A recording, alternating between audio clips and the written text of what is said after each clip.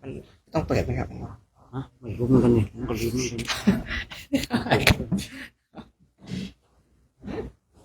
นี่มีไฟขึ้นไหมขอทานได้ใช่แล้วครับลองเอาตัวนั้นมาป่ะนี่มันชาร์จไฟไม่เข้าว่าฟังนี้ไม่ได้ชาร์จนานแล้วน้ำแดงแล้ว ตัวนี้ขึ้นอ่ะ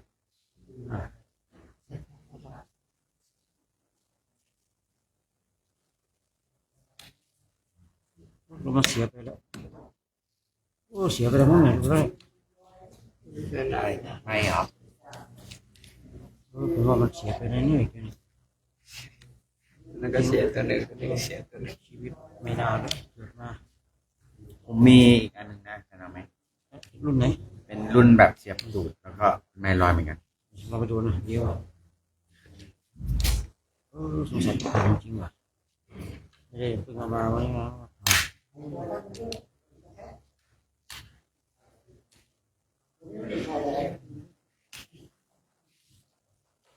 ไม่นานเลย ไวลำโพงหาซื้อยาก ไม่ขาด ถ้ามันขาดอะ อืม ยังไม่ใช่ทันหรอก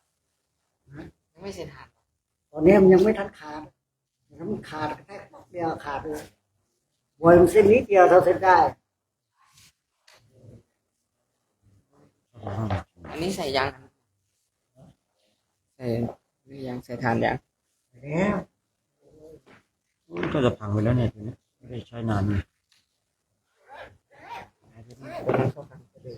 เออ ถ้าเราก็เนี่ย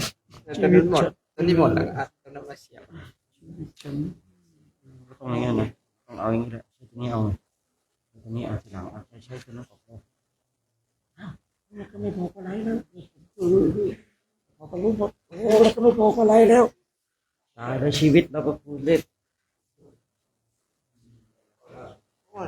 ลูกจะ300นั่นคือเขาตกนี่ไงเอาไม้มึงก็เอาตัวนี้ก่อนเปลี่ยนจ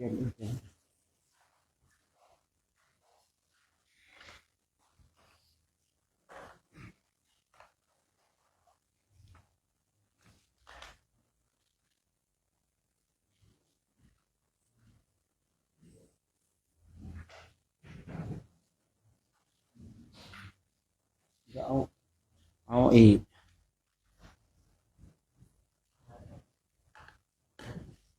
นะนี่นะเอาผ้านี่ผ้าผมหน้ามาให้เจ้าบ้านเขาหน่อยเดี๋ยวเอาเราอันนี้ก็ได้เรามาอันนึงแล้วนี่วางบนนี่มันจับมันนี่กัน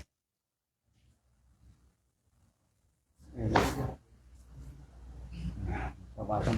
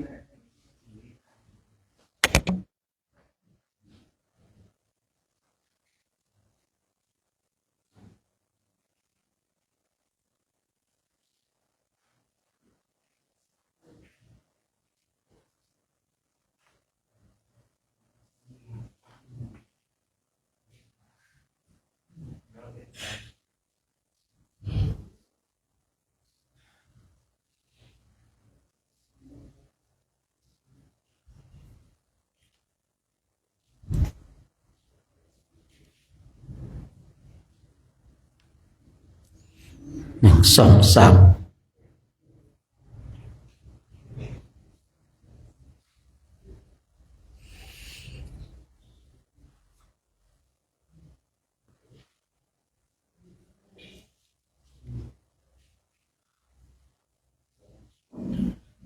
ในวันนี้เราก็เดินทางมาถึงที่สำนักสงฆ์ปงอ้อซึ่งก็มาสวยสุขอีกวันหนึ่งวันนี้นะเดี๋ยวไว้ก่อนนะเพราะว่าได้มาทำวัดสวดมนต์ในศาลานะ ฉะนั้นเราท่านทั้งหลายก็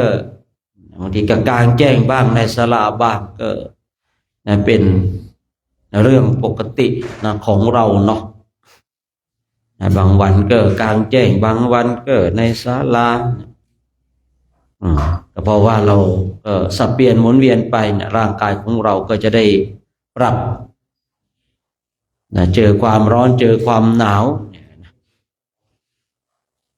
ถ้าร่างกายของเราไม่ปรับเนี่ยตัวของเราเองจะลำบากนะแต่ตอนนี้ผมเชื่อว่าร่างกายของเราท่านทั้งหลายเนี่ยปรับแล้วนะเพราะว่าใกล้จะถึงวัดแล้วก็เริ่มปรับนะพอถึงวัดก็หายพอดีนะหายพอดีนะฉะนั้นท่านทั้งหลายได้มาประชุมพร้อมกันนะวันนี้เดี๋ยวเราก็ได้กราบพระราชนิมนต์ท่านพระอาจารย์อุดมปัญญาทโลเจ้าสำนักองค์อ้อนี้ได้มาพูดคุย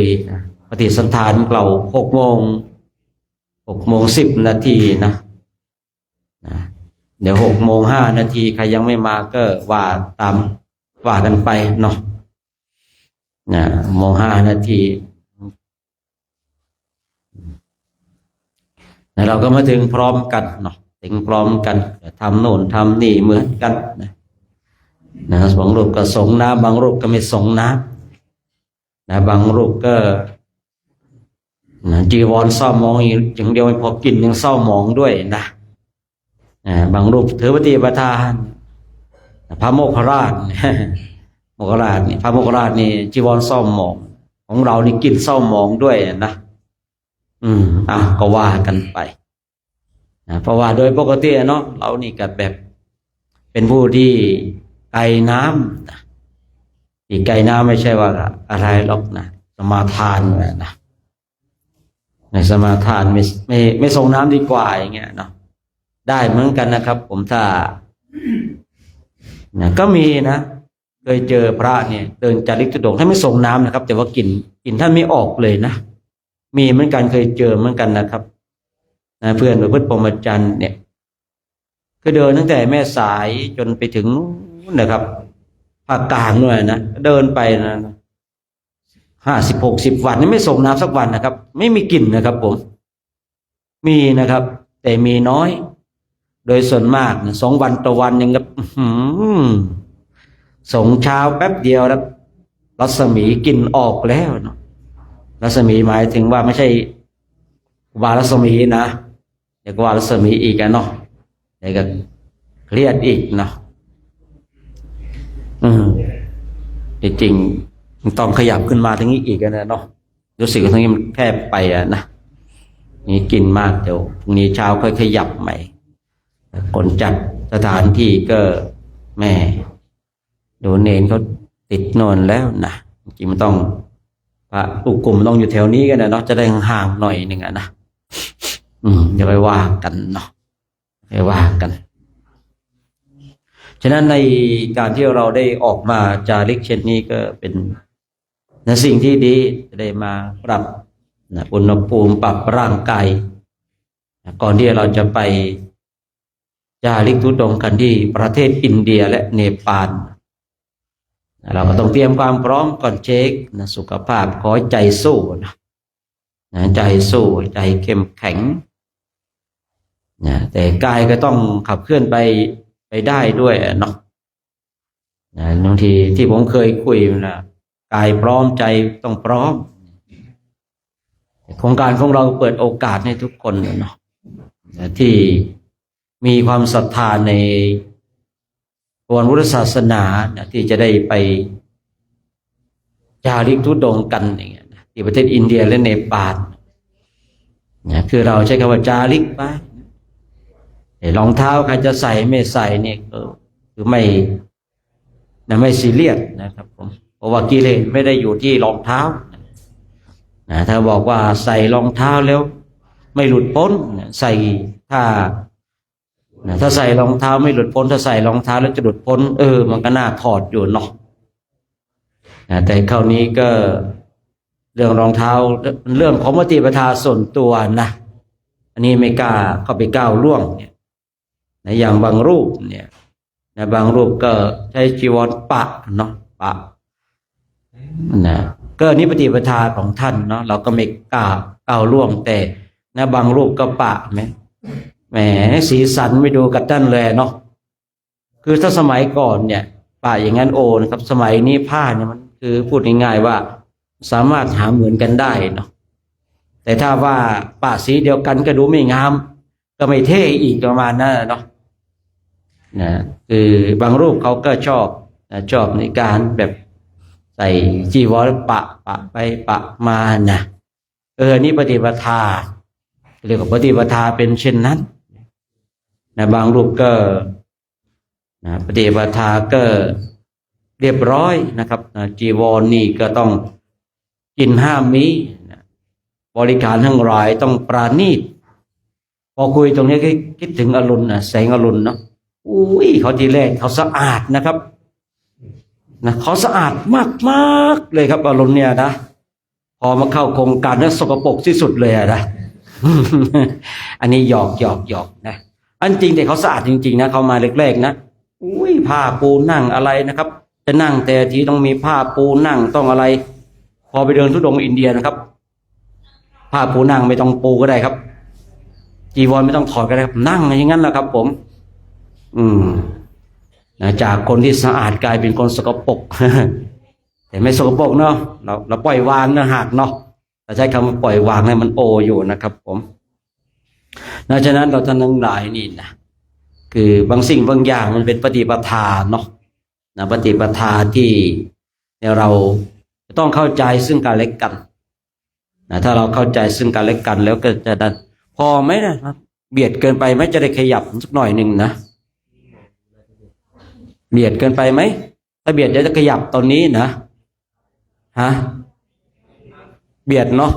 เบียดขยับกันนิดนึงนิดนึงเดี๋ยวขยับนี้ขึ้นไปสักหน่อยนึง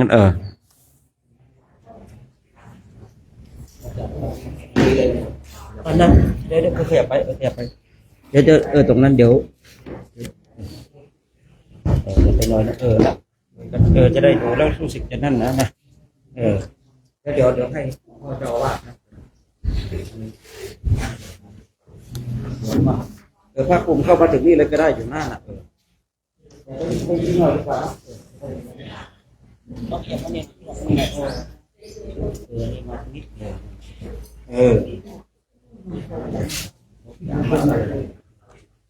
ดียวขยับขึ้นมาอีกตรงนี้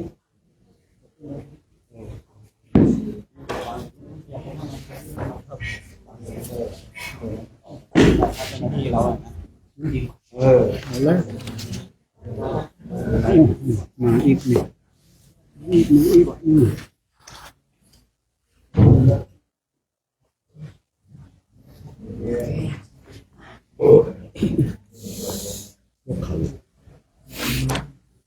ของเรานี่ก็ปรับเนาะปรับตามสถานการณ์ปรับตามสถานที่นะก็คือรู้ว่าเบียดกันแล้วก็ขยับได้จะมีปัญหาอะไรเนาะไม่ใช่เรื่องยุ่งเนาะไม่ใช่เรื่องยุ่งยากที่เราจะทำไม่ได้นะ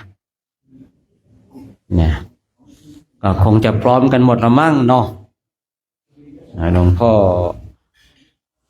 ออุดมเนาะท่านก็มาถึงนั่งตรงนี้แล้วนะอีกสักครู่หนึ่งเนาะ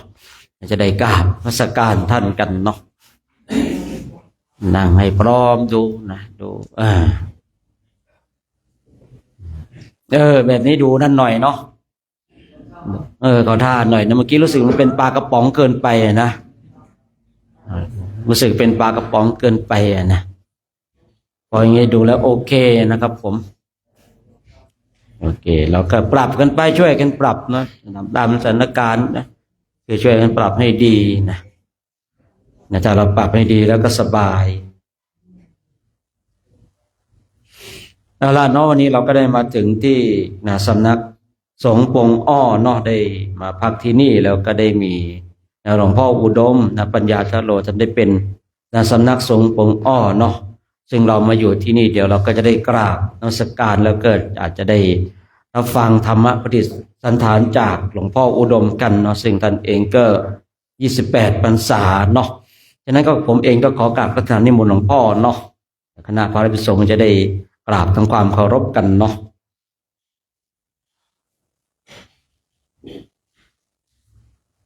เปิดไมค์ด้วย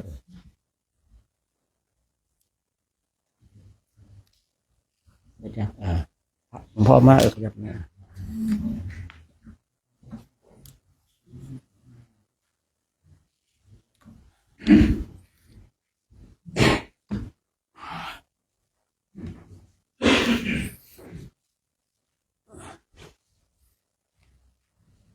กับผมเองเนาะพระโชคใจพระพัสโรเนาะ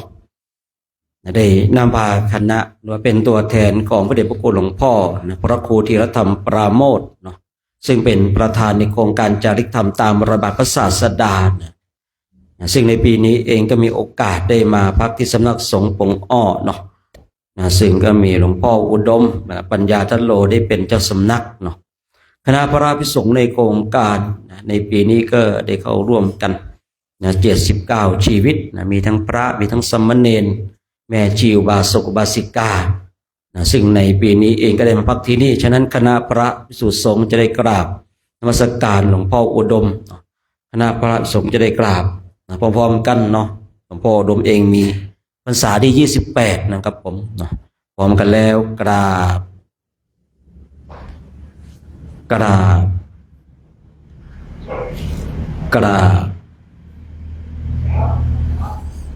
สามเณรแม่ชีนะพร้อมกันแล้วกราบครับนิมนต์หลวงพ่อพูดคุยพูดไม่เก่งเนาะครับพระปฏิสถานจังหน่อยเอานิดหน่อยเนาะ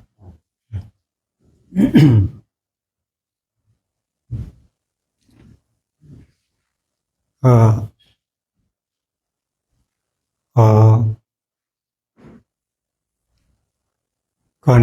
อื่นที่จะได้พูดกับผมพูดไม่ค่อยเก่งเนาะเป็นท่านพระครูเนาะ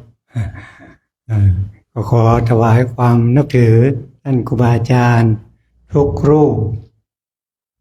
สามเณรและแม่ชีทุกคนทุกรูปอาตมากับผมและอาตมาภาพก็มีความยินดีเนาะที่คณะสงฆ์ทำจาริกเนาะจากวัดดอยเทพนิมิตรเชียงรายอำเภอแม่จันเนาะมาปฏิบัติธรรมตั้งแต่วันที่25เนาะ25พฤศจิกามาจนถึงวันที่11เนาะที่11แล้วก็เดินทางจากอำเภออันเนี้ยจังหวัดลำปางเนาะลำปางลำพูนมาถึงเชียงใหม่แล้วก็จะเดินไปที่เข้าเชียงรายอำเภอแม่จันทร์วัดดอยเทพนิมิตรก็ขอก่อนอื่นที่จะได้พูดนั้นก็ขออนุโมทนาท่านครูบาอาจารย์ทุกรูปผมมีความสุขความเจริญที่มีโอกาสที่ได้เจอพระหลายรูปเนาะที่มาพักก็เป็นบุญตาบิดเป็นบุญจริงๆนะที่มาพักเมื่อก่อนหลายปีแล้วหลายปีผมจำไม่ได้ละที่มาพักข้างบนนะครับปรากฏเมื่อก่อนนี่หลวงพ่อสุคนนะท่านยังไม่ได้มรณภาพท่านก็อยู่ตอนนี้ท่านมรณภาพไปแล้วตั้งปี61ก็ช่วยกันเที่ยวทางแล้วไปพักข้างบนเนาะเต็มไปหมดอะตอนนั้นกี่รูปไม่รู้ก็หลายอยู่หลายปีแล้วแต่ก็เยอะอยู่ครับผมประมาณปี5กว่าเนาะก็ได้สัมผัสมันก็มีมาเรื่อยๆเนาะพระธุดงค์ส่วนมากจะมา4 รูป 5 รูปมาพักที่นี่เดินจากทางอีสานส่วนมากทางอีสานมาพักที่นี่ส่วนมากจะพักคืนเดียวก็เดินต่อไปเชียงราย เขาแล้วมัน4-5 วันเขาแล้วก็เดินจากมาจากวัดบาทสีลอยก็จะเดินไปเชียงรายเหมือนกัน ก็ฉันเช้าแล้วก็เขาก็กลับออกเดินไป อาการปฏิบัติธรรมนั้น ก็มีอานิสงส์เนาะการปฏิบัติธรรม มีประโยชน์มากมายทั้งในระดับทางโลกและทางธรรม ตั้งแต่การมีสุขภาพจิตที่ดีขึ้น ไปจนถึงเป้าหมายสูงสุดคือบรรลุมรรคผลนิพพานเนาะอันนี้ส่งทางโลกประโยชน์ในชีวิตประจำวัน ความสงบทางใจ ช่วยให้จิตใจสงบจากนิวรณ์5กามฉันท์พยาบาทอุทธันจะกุจจะวิจิกิจฉาทำให้คลายความฟุ้งซ่านการยอมรับความจริงปล่อยวางช่วยให้เข้าใจธรรมชาติของชีวิตว่าทุกสิ่งเป็นไปตามหลักอนิจจังทุกขังอนัตตาทำให้สามารถยอมรับความสูญเสียหรือเปลี่ยนแปลงต่างๆในชีวิตได้ดีขึ้นและลดความกังวลในอนาคตสติและปัญญาการเจริญสติอย่างต่อเนื่องช่วยให้เกิดสติสัมปชัญญะทำให้มีความคิดคำพูดและการกระทำที่ถูกต้องนำไปสู่ความเจริญรุ่งเรืองในชีวิตสุขภาพกายที่ดีขึ้นการเดินจงกรมหรือนั่งสมาธิช่วยให้อาหารย่อยได้ดีขึ้นร่างกายอดทนต่อการเดินทางไกลหรือการบำเพ็ญเพียรได้ดีและมีอาพาธน้อยพัฒนาตนเองเป็นการพัฒนาจิตใจและปัญญาช่วยขัดเกลานิสัยที่ไม่ดีและสร้างคุณธรรมต่างๆในตนเองอานิสงส์ทางธรรมเป้าหมายสูงสุดคือชำระจิตใจให้บริสุทธิ์เป้าหมายหลักคือการชำระจิตใจให้สะอาดปราศจากกิเลสบรรลุธรรมหากปฏิบัติอย่างต่อเนื่องตามหลักสติปัฏฐาน4การพิจารณากายเวทนาจิตและธรรมจะมีอานิสงส์ถึงขั้นบรรลุอรหัตผลเป็นพระอรหันต์ในปัจจุบันหรืออย่างน้อยบรรลุเป็นพระอนาคามีตัดวัฏสงสารให้เกิดช่วยให้เกิดญาณทัศนะที่เห็นความจริงของโลกทำให้เกิดความเบื่อหน่ายคลายความยึดถือและหลุดพ้นจากทุกข์ทั้งปวงตัดวงจรการเกิดและตายวัฏสงสารในที่สุดโดยสรุปแล้วการปฏิบัติธรรมถือเป็นการสั่งสมบุญที่ยิ่งใหญ่ที่สุดอย่างหนึ่งเพราะเป็นการพัฒนาปัญญาภายในเพื่อประโยชน์ทั้งต่อตนเองและผู้อื่นหากต้องการศึกษาเพิ่มเติมเกี่ยวกับการปฏิบัติธรรมนั้นก็เราทั้งหลายก็ปฏิบัติอยู่แล้วเนาะสุดท้ายนี้ก็ขอให้ท่านพระอาจารย์ท่านสามเณรและแม่ชีทุกคนทุกรูปได้ปฏิบัติธรรมลุล่วงไปโดยด้วยดีและขอสุดท้ายนี้ก็ขอให้คุณพระรัตนตรัยอันมีพระพุทธพระธรรมพระสงฆ์จงบันดาลให้ท่านทั้งหลายมีความสุขความเจริญ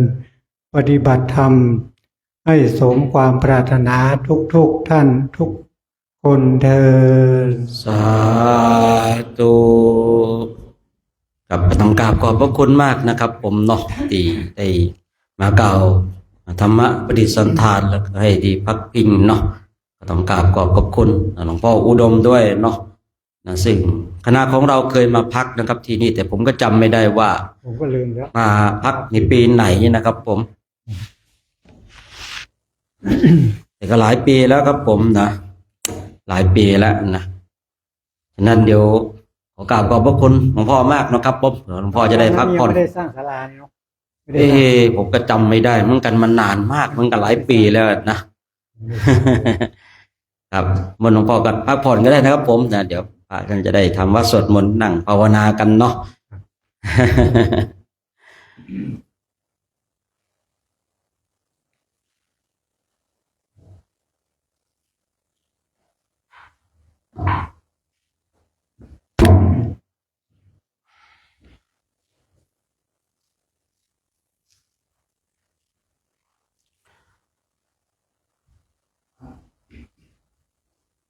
บางอย่างเนาะ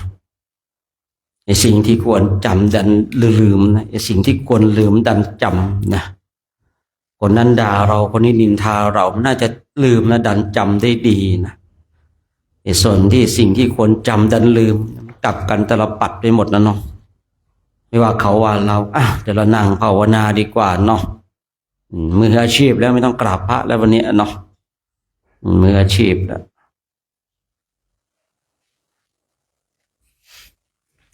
จะได้นั่งภาวนากันสักระยะหนึ่งนะก่อนที่เราจะได้ทำวัดสวดมนต์เนี่ยสิ่งที่ควรจำเราดันลืมสิ่งที่ควรลืมเราดันจ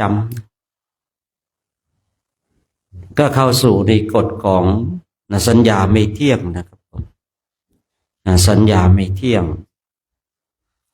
พระพุทธเจ้าพระองค์ทรงตรัสไว้แล้วสัญญาไม่เที่ยงสัญญาทั้งหลายความจำได้หมายรู้ทั้งหลายทุกสิ่งทุกอย่างก็มีผลในการเกิดขึ้นตั้งอยู่ดับไปนะบางทีเราก็อยากจะจำดันลืมบางทีอยากจะลืมดันจำฉะนั้นชีวิตของเราเป็นชีวิตที่จะต้องมาศึกษามาเรียนรู้มาทำความเข้าใจเพราะว่าเราศึกษาในหลักธรรมแล้วต้องมาเข้าใจตรงจุดนี้เข้าใจสิ่งทั้งหลายที่มันเกิดขึ้นตั้งอยู่และดับไปไม่มีสิ่งใดที่อยู่คงถาวรคำนี้ทำไมเราต้องพูดกันบ่อยๆเพราะว่าคำนี้สิ่งเหล่านี้ต้องเป็นการย้ำเตือนยิ่งในอริยสัจสี่เนี่ยเราจะต้องมาฟังมาย้ำบ่อยๆ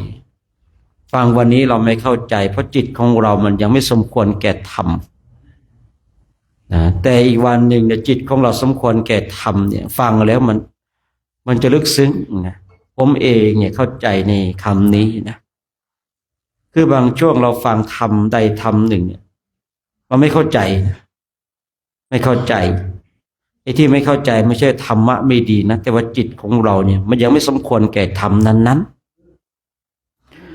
แต่เมื่อใดก็ตามนะถ้าจิตของเราสมควรแก่ธรรมนั้นๆเนี่ยเราฟังแล้วจะเข้าใจในการที่เราฟังอย่างอริยสัจสี่ทุกข์สมุทัยนิโรธมรรคเนี่ยที่เราย้ำบ่อยๆเตือนบ่อยๆไม่แน่ว่าวันใดวันหนึ่งจิตของเรามันก็สมควรแก่ธรรมนั้นๆคือบางคนบางท่านนะว่าอะไรก็คุยอริยสัจสี่มรรคมีองค์8อะไรก็คุยนิจจังทุกขังอนัตตาเพราะสิ่งเหล่านี้พระเจ้าพระองค์เนี่ยทรงแสดงมากที่สุดนะหลักธรรมที่พระองค์ทรงแสดงจบลงด้วยอะไรอริยสัจสี่ชนทั้งหลายได้บรรลุโสดาปัตติผลไม่ได้โสดาปัตติมรรคนะท่านทั้งหลายชนทั้งหลายเนี่ยได้บรรลุโสดาปัตติผลท่านทั้งหลายลองไปเปิดอ่านดูก็ได้นะเมื่อคราวใดก็ตามที่พระพุทธเจ้าทรงแสดงธรรมท้ายที่สุดแล้วก็จะมีคำที่ว่าชนทั้งหลายได้บรรลุโสดาปัตติผลพระองค์ไม่ได้ทรงตรัสว่าบรรลุโสดาปัตติมรรคนะคือเนี่ยมรรคกับผลตรงจุดเนี้ยเราจะต้องเข้าใจในความเป็นพระโสดาบันความเป็นพระโสดาปัตติผล กับความเป็นพระโสดาปัตติมรรคเนี่ยทำไมพระพุทธเจ้าของเราในข่าวที่พระองค์ได้ทรงแสดงธรรมและชนทั้งหลายได้บรรลุโสดาปัตติผลทำไมพระองค์ไม่กล่าวว่าโสดาปัตติมรรคแต่เวลาที่เราฝึกฝนอบรมเนี่ยทำไมเริ่มต้นด้วยโสดาปัตติมรรคผมเองเคยสงสัยว่าทำไมพระพุทธเจ้าเวลาที่พระองค์ทรงแสดงธรรมพระองค์ได้แสดงธรรมจบลงชนทั้งหลายได้บรรลุโสดาปัตติผลไม่มีเลยนะว่าชนทั้งหลายได้บรรลุโสดาปัตติมรรคเท่าที่ผมอ่านในพระไตรปิฎกมา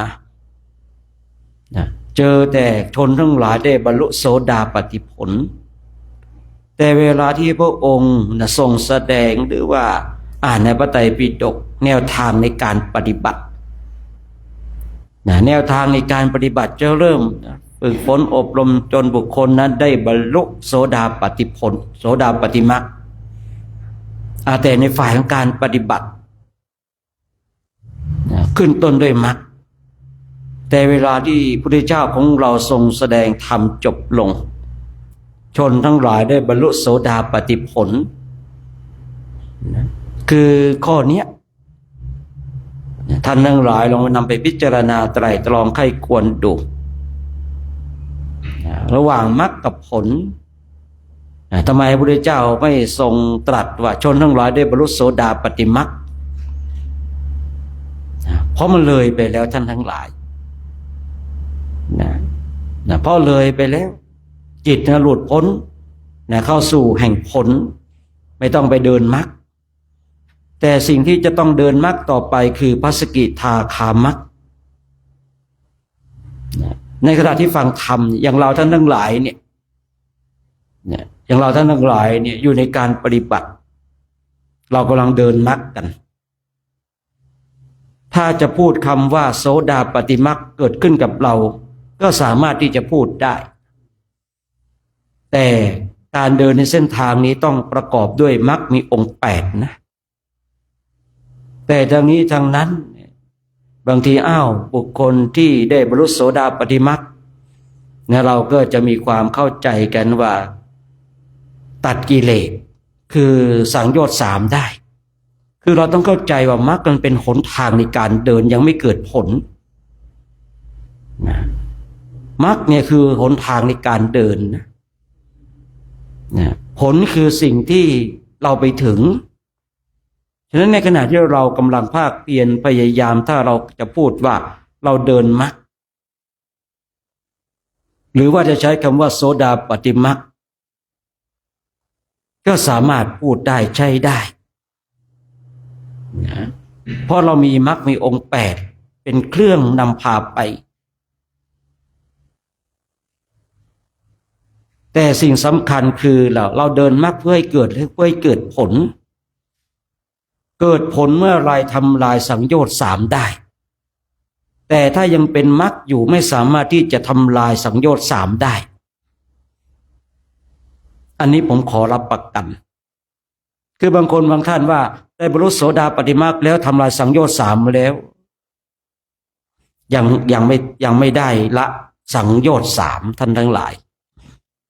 แต่เมื่อใดก็ตามได้ผลเมื่อไหร่นะโสดาปัตติผลเมื่อไหร่เนี่ยอันนั้นละสังโยชน์3ได้แต่ถ้ายังเป็นโสดาปัตติมรรคอยู่นะโสดาปัตติมรรคถ้าขึ้นชื่อว่ามรรคเนี่ยเรากำลังเดินเพื่อที่จะทำลายสังโยชน์3เมื่อทำลายสังโยชน์3ปุ๊บผลเกิดขึ้นเลยเมื่อผลเกิดขึ้นปุ๊บเนี่ยจิตก็จะพัฒนาฝึกฝนอบรมเข้าไปในเส้นทางของมรรคอีกแล้วแต่เดินในเส้นทางมรรคอะไรพระสกิทาคามรรคฝึกฝนอบรมในเส้นทางของมรรคที่อยู่ในแนวทางพระสกิทาคาเมื่อเดินมรรคเต็มบริบูรณ์สมบูรณ์แล้วก็จะเป็นพระสกิทาคาผลเกิดขึ้นอีกแล้วเมื่อผลเกิดขึ้นมีแต่พัฒนาขึ้นไปภาคเพียรพยายามก็จะเข้าสู่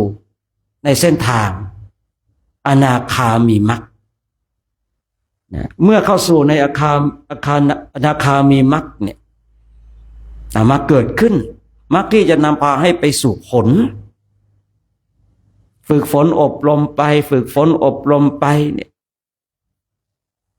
เมื่อใดก็ตามที่เราทำสังโยชน์ที่ก่อให้เกิดเครื่องรอยลัดที่นำพาให้เราต้องเวียนว่ายตายเกิดเราทำลายด้วยทำลายด้วยได้ด้วยผลนะท่านทั้งหลายมรรคเนี่ยคือหนทางที่เข้าไปทำลายมรรคเนี่ยที่เราบอกเคยได้ยินเคยได้ฟังว่ามรรคมีองค์8เนี่ยมรรคเนี่ยมันเป็นเส้นทางหนทางในการเดินเข้าไปทำลายเมื่อทำลายได้เมื่อไหร่ผลมันก็ปรากฏขึ้นอย่างณเวลาเนี้ยถามว่าเราเดินมรรคกันไหมมรรคมีองค์8เริ่มต้นสมาธิเนี่ยเรามีไหมล่ะมรรคมีองค์8เราบริบูรณ์ไหมถ้ามรรคมีองค์8บริบูรณ์เรากำลังเดินมรรคเพื่อที่จะเข้าสู่ผลแต่ถ้าว่าเราเนี่ยเดินมรรคไม่ครบอย่างที่ผมเคยคุยในครั้งก่อนนู้นว่ามรรคมีองค์8เนี่ยมันต้องบริบูรณ์ต้องครบทั้ง8จะตัดมรรคใดมรรคหนึ่งไปเราไม่มีโอกาสที่จะเข้าสู่ผลอย่างแน่นอนบุคคลที่จะเข้าสู่ผลเนี่ยมรรคมีองค์8มันต้องบริบูรณ์ท่านทั้งหลายคราวนี้ขึ้นอยู่กับบุคคลนั้นว่าเมื่อตนเองเนี่ยเป็นพระสกิทาคามีผลแล้วเข้าสู่ผลแล้วนะคราวนี้ก็เดินเข้าสู่มรรคของพระอนาคามีนะปฏิบัตินะในปฏิปทาที่จะเดินในเส้นทางเพื่อที่จะก่อให้เกิดผลเป็นอนาคามีผลนะเมื่อได้พระอนาคามีผลแล้วเนี่ยนะคนนี้ก็จะเดินเข้าสู่โสดพระอรหัตมรรคมาเกิดขึ้นอีกแล้วมรรคตรงจุดนี้เพื่อที่จะนำพาให้เราเข้าสู่ผลเป็นพระอรหัตผลผลคือผลสำเร็จ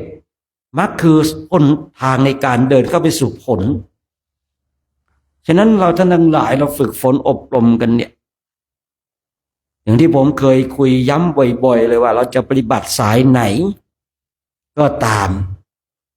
มรรคมีองค์8เป็นสิ่งสำคัญมรรคมีองค์8เป็นสิ่งสำคัญถ้าเราเนี่ยมีมรรคที่ไม่บริบูรณ์ไม่สมบูรณ์ผลไม่เกิดขึ้นอย่างแน่นอนการดำเนินมรรคในเส้นทางของตั้งแต่พระโสดาบันไปมันต้องบริบูรณ์ต้องสมบูรณ์ตั้งแต่สัมมาทิฏฐิจนสัมมาสมาธิที่เราสวดบทธรรมจักรกับวัจนสูตรกันอย่างเป็นประจำคือในเวลานี้เรามาดูตัวของเราว่าการที่เรากำลังเดินในเส้นทางแห่งนักบวชเนี่ยมรรคมีองค์8ของเราบริบูรณ์ไหมที่จะเป็นเครื่องนำพาให้เราเข้าสู่ผลเส้นทางที่เราเดินเนี่ยมันบริบูรณ์ไหมถ้าเส้นทางที่เราเดินอย่างบริบูรณ์เนี่ยผลมันก็จะชัดเจนแต่ถ้าว่าเส้นทางที่เราเดินเนี่ยไม่บริบูรณ์ขาดมรรคใดมรรคหนึ่งผลก็ไม่เกิดขึ้นอย่างแน่นอนขอรับประกันว่าผลไม่เกิดขึ้นอย่างแน่นอน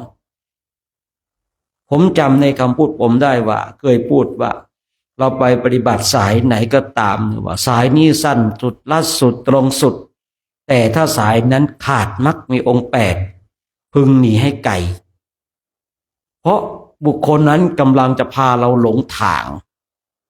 ไม่ใช่ฐานะที่จะเป็นไปได้ว่าบุคคลที่จะได้บรรลุธรรมที่จะเป็นพระโสดาปัตติผลเนี่ยปฏิบัติแล้วขาดมรรคใดมรรคหนึ่งไม่ใช่ฐานะที่จะเป็นไปได้แต่ฐานะที่จะเป็นไปได้ของบุคคลที่จะเข้าสู่ความเป็นโสดาปัตติผลเนี่ยมรรคมีองค์8ทีนี้เราต้องย้อนกลับมาดูตัวของเราว่ามรรคมีองค์8ของเราเนี่ยเรามีความเห็นถูกไหม การงานของเราชอบไหมดำริชอบไหมเจรจาชอบไหมนะสมาธิชอบไหมดีไหมสติของเราโอเคไหมเนี่ยคือก่อนที่เราจะไปเช็คความเป็นพระโสดาปัตติผลว่าบุคคลที่เป็นพระโสดาปัตติผลแล้วได้ทำลายกี่สังโยชน์3เนี่ยเราต้องมาดูหนทางในการเดินก่อนนะการฝึกปฏิบัติธรรมกรรมฐานเนี่ยเราเช็คว่าเราเนี่ยได้บรรลุเป็นพระโสดาปัตติผลหรือยังเนี่ยก็สังโยชน์3เป็นตัวเช็คแต่ก่อนที่เราจะไปเช็คตรงจุดนั้นมาเช็คก่อนว่ามรรคมีองค์8ในเส้นทางในการเดินของเราเนี่ยมันบริบูรณ์ไหมมันชัดเจนขนาดไหนผมจึงกล้าพูดเลยว่าที่พูดเมื่อสักครู่นี้ว่าแต่เราปฏิบัติในครูบาอาจารย์ท่านใดท่านหนึ่งจะบอกว่าสายนี้ตรงสุดรัดสุดชัดเจนสุดไวสุดแต่ขาดมรรคมีองค์8นะพึงหนีให้ไกลเพราะเขากำลังพาเราหลงทางไม่ใช่ฐานะที่จะเป็นไปได้บุคคลที่จะได้บรรลุเป็นพระโสดาปัตติผลเนี่ยขาดมรรคใดมรรคหนึ่งขาดไม่ได้เราจึงจำเป็นต้องมาศึกษามาเรียนรู้มาได้ยินได้ฟังบ่อยๆเพราะเมื่อเราได้ยินได้ฟังในสิ่งหนึ่งสิ่งใดบ่อยๆเนี่ยก่อนหน้านั้นเราอาจจะเคยได้ยินได้ฟังว่าร่างกายนี้ไม่เที่ยงเป็นทุกข์เราก็รู้แต่พอเรา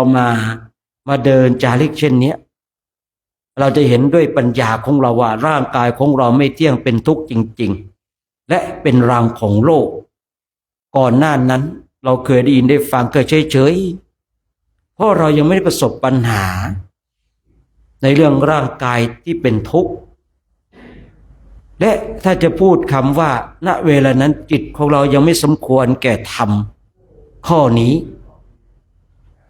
แต่เมื่อเรามาฝึกฝนมาอบรมแล้วเราเห็นเลยว่าโอ้ร่างกายเป็นทุกข์จริงๆนะร่างกายเป็นทุกข์จริงๆร่างกายเป็นรังของโลกจริงๆร่างกายนี่มันเป็นอนัตตาจริงๆเราไม่สามารถที่จะเข้าไปบังคับบัญชามันได้ว่าห้ามเจ็บห้ามปวดเมื่อบุคคลใดเห็นด้วยปัญญาญาณบุคคลนั้นก็จะชัดเจนแหละรู้เลยเนี่ยว่าธรรมนี้มันสมควรแล้วกับจิตของเราจิตของเราสมควรแก่ธรรมนี้แล้วเนี่ยบางสิ่งบางอย่างเราจะต้องเข้าใจนะในการปฏิบัติคือบางคนบางท่านเนี่ยที่หลงทางในบางทีเนี่ยคือไปหลงทางกับคำว่าพระอรหันต์คนนั้นคนนี้เป็นพระอรหันต์แต่แนวทางในการปฏิบัติขาดมรรคองค์8คือผู้ที่นำเราก็ยังหลงเราเป็นผู้ที่เดินตามไม่หลงจะให้มันรู้ไปแต่ก็นี่กันความหลงคือเราท่านทั้งหลายนี่ได้ศึกษาด้านปริยัติการศึกษาด้านปริยัติกันความหลงของเราอย่างสมมติว่าเราไปได้ยินได้ฟังไปสำนักนู้นเขาสอนอย่างนั้นอย่างนี้แล้วเรารู้ด้วยปัญญาของเรามันมรรคมีองค์8ไม่ครบนี่การศึกษาด้านปริยัติป้องกันความหลงทางมรรคมีองค์8เนี่ยมันเหมือนกับเป็นเส้นทางที่เราจะต้องมาศึกษาให้ชัดเจนเพราะถ้าเราหลุดจากมรรคมีองค์8ไปแล้วหมดสิทธิ์ท่านทั้งหลายที่จะได้บรรลุธรรมในยุคปัจจุบันที่พระของเราเสื่อมจากมรรคเสื่อมจากผลเนี่ยเพราะอะไรออกนอกเส้นทางของมรรคเมื่อบุคคลหนึ่งบุคคลใดก็ตามเนี่ยหวังคุณธรรมเบื้องสูงแต่เดินออกนอกเส้นทางของมรรคบุคคลนั้นย่อมเสื่อมจากมรรคผลอย่างแน่นอนคราวนี้มรรคมีองค์8ที่ผู้พูดกล่าวว่ามันเป็นเส้นทางที่กันเราหลงทางเพ ราะมีมากเหลือเกินเนี่ยที่คนเนี่ยได้หลงทางหลุดออกไปจากมรรคมีองค์แปดเมื่อหลุดไปแล้วเนี่ยยากเหลือเกินที่จะเข้าสู่ในเส้นทางที่ถูกต้อง เมื่อหลงไปแล้วคำว่าสัมมาทิฏฐิมันก็จะเป็นมิจฉาทิฏฐิเลยเนี่ยมันจะผิดเพี้ยนไปเลยเมื่อเราหลงทางนะเราก็จะเป็นมิจฉาทิฏฐิสัมมาทิฏฐิมันไม่ปรากฏเนี่ยเราเป็นผู้ที่หลงไปแล้วหลงทางไปแล้วเมื่อเราเนี่ยสำรวจตัวของเราเองว่าการฝึกการปฏิบัติเนี่ยเราเดินในเส้นทางของมรรคเนี่ยมันถูกต้องไหมที่ผมพูดเมื่อสักครู่นี้ว่ามรรคมีองค์แปดเนี่ยมันเป็นเครื่องที่คอยทำให้เราเนี่ยว่าเราหลงทางไหมเราเดินในเส้นทางที่ถูกต้องไหมมรรคถูกต้องผลปรากฏมรรคไม่ถูกต้องผลไม่ปรากฏอย่างแน่นอนธรรมะมีองค์แปดของเราเนี่ยมันถูกต้องท่านทั้งหลายผลเกิดขึ้นอย่างแน่นอนคือโสดาปัตติผลเกิดขึ้นกับเราอย่างแน่นอนแต่คราวนี้สาระสำคัญว่ามรรคของเราถูกต้องไหมคือนี้เราเนี่ยอยากจะรู้ว่ามรรคของเราถูกต้องไหมเราก็ไปเอาสัญญาที่เราได้ศึกษาจากตำรับตำราว่าเอาองค์ของสัมมาทิฏฐิเป็นอย่างไรถ้าหลุดจากอย่างนี้แล้วเป็นมิจฉาทิฏฐิคือการที่เราศึกษาด้านปริยัติเนี่ยเพื่อให้กันเราหลงทางเอาอย่างสัมมาสมาธิเนี่ยอย่างไรขึ้นชื่อว่าสัมมาสมาธิท่านทั้งหลายไม่ต้องไปศึกษาอะไรมากมายเลยเพียงแต่เราศึกษาเรื่องมรรคมีองค์แปดนี่ชัดเจนสัมมาสติสัมมาสติอย่างไรขึ้นชื่อว่าสัมมาสติผมจะไม่พูดตรงจุดนี้แต่อยากให้เราท่านทั้งหลายเนี่ยไปศึกษาในมรรคมีองค์แปดเนี่ยท่านทั้งหลายชัดเจนในเรื่องนี้ท่านจะไม่หลงทางอย่างแน่นอนเมื่อเราไม่หลงทางเราเดินในเส้นทางของมรรคมีองค์แปดที่ถูกต้องผลก็ปรากฏนะบางทีเนี่ยเราเนี่ยบางทีก็ศึกษาที่มันแบบขอประทานอภัยนะศึกษาในสิ่งที่ไม่ได้เป็นเครื่องนำพาให้เราหลุดพ้นมรรคมีองค์แปดเนี่ยเป็นเส้นทางที่เราจะต้องมาศึกษาให้ชัดเจนอย่างที่ผมกล่าวเมื่อสักครู่นี้ว่าอย่างไรขึ้นชื่อว่าสัมมาสติแล้วสัมมาสติเป็นเช่นไรเราก็ต้องศึกษาเราจะต้องมาเรียนรู้สิ่งที่ควรรู้เรากลับไม่รู้สิ่งที่ไม่ควรรู้เรากลับไปอยากรู้มันแปลกไหมบางทีผมก็มานั่งทบทวนตัวเองมันแปลกไหมไอ้สิ่งที่เราควรรู้เรากลับไม่รู้ไอ้สิ่งที่เราไม่ควรรู้เราดันไปอยากรู้กิเลสเป็นเครื่องล่อลวงเรามันล่อลวงเราได้ถึงขนาดนี้มันผุดขึ้นอย่างนี้เลยนะในข่าวครั้งนั้นจิตมันผุดขึ้นขนาดนี้เลยนะไอ้สิ่งที่ควรรู้เราไม่รู้ไอ้สิ่งที่เราเนี่ยไม่สมควรที่จะรู้ดันไปอยากรู้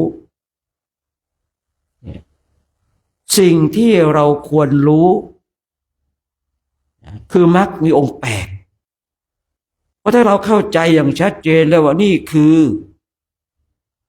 สัมมาสติสัมมาสติเป็นเช่นนี้เช่นนี้ถ้านอกจากนี้ไม่ใช่สัมมาสตินี่เมื่อเราฝึกฝนอบรมเราก็จะชัดเจนใช่หรือเปล่าคราวนี้ไอ้ตัวปัญญากับตัวสัญญาที่ผมเคยคุยคือเราจะต้องพัฒนาให้มันควบคู่ไปพอไปถึงจุดหนึ่งเราจะทิ้งสัญญาทันทีท่านทั้งหลายแต่ในเบื้องต้นที่เราศึกษาเนี่ยไอ้ตัวปัญญากับสัญญามันจะควบคู่กันไปมันจะอาศัยและเกื้อกูลเกื้อหนุนซึ่งกันและกันแต่พอเราฝึกไปปุ๊บเนี่ยคนนี้เราชัดเจนแล้วเราจะป่าสมมติว่าเราศึกษาเรียนรู้ว่าสัมมาสมาธิอย่างนี้มันเป็นสัมมาสมาธิถ้าอย่างนี้มันเป็นมิจฉาสมาธิ เราปฏิบัติไปควบคู่ไปสัญญากับปัญญาควบคู่กันไป อาศัยเกื้อหนุนกันเราหลงทาง แต่เมื่อเราฝึกฝนอบรมไปถึงจุดหนึ่งผมไม่บอกนะว่าจุดไหน เมื่อเราฝึกฝนอบรมไปถึงจุดหนึ่งแล้ว เราจะละสัญญา เราจะละสัญญาเมื่อในขณะที่เราละสัญญาเนี่ยตัวนี้ตัวปัญญามันจะชัด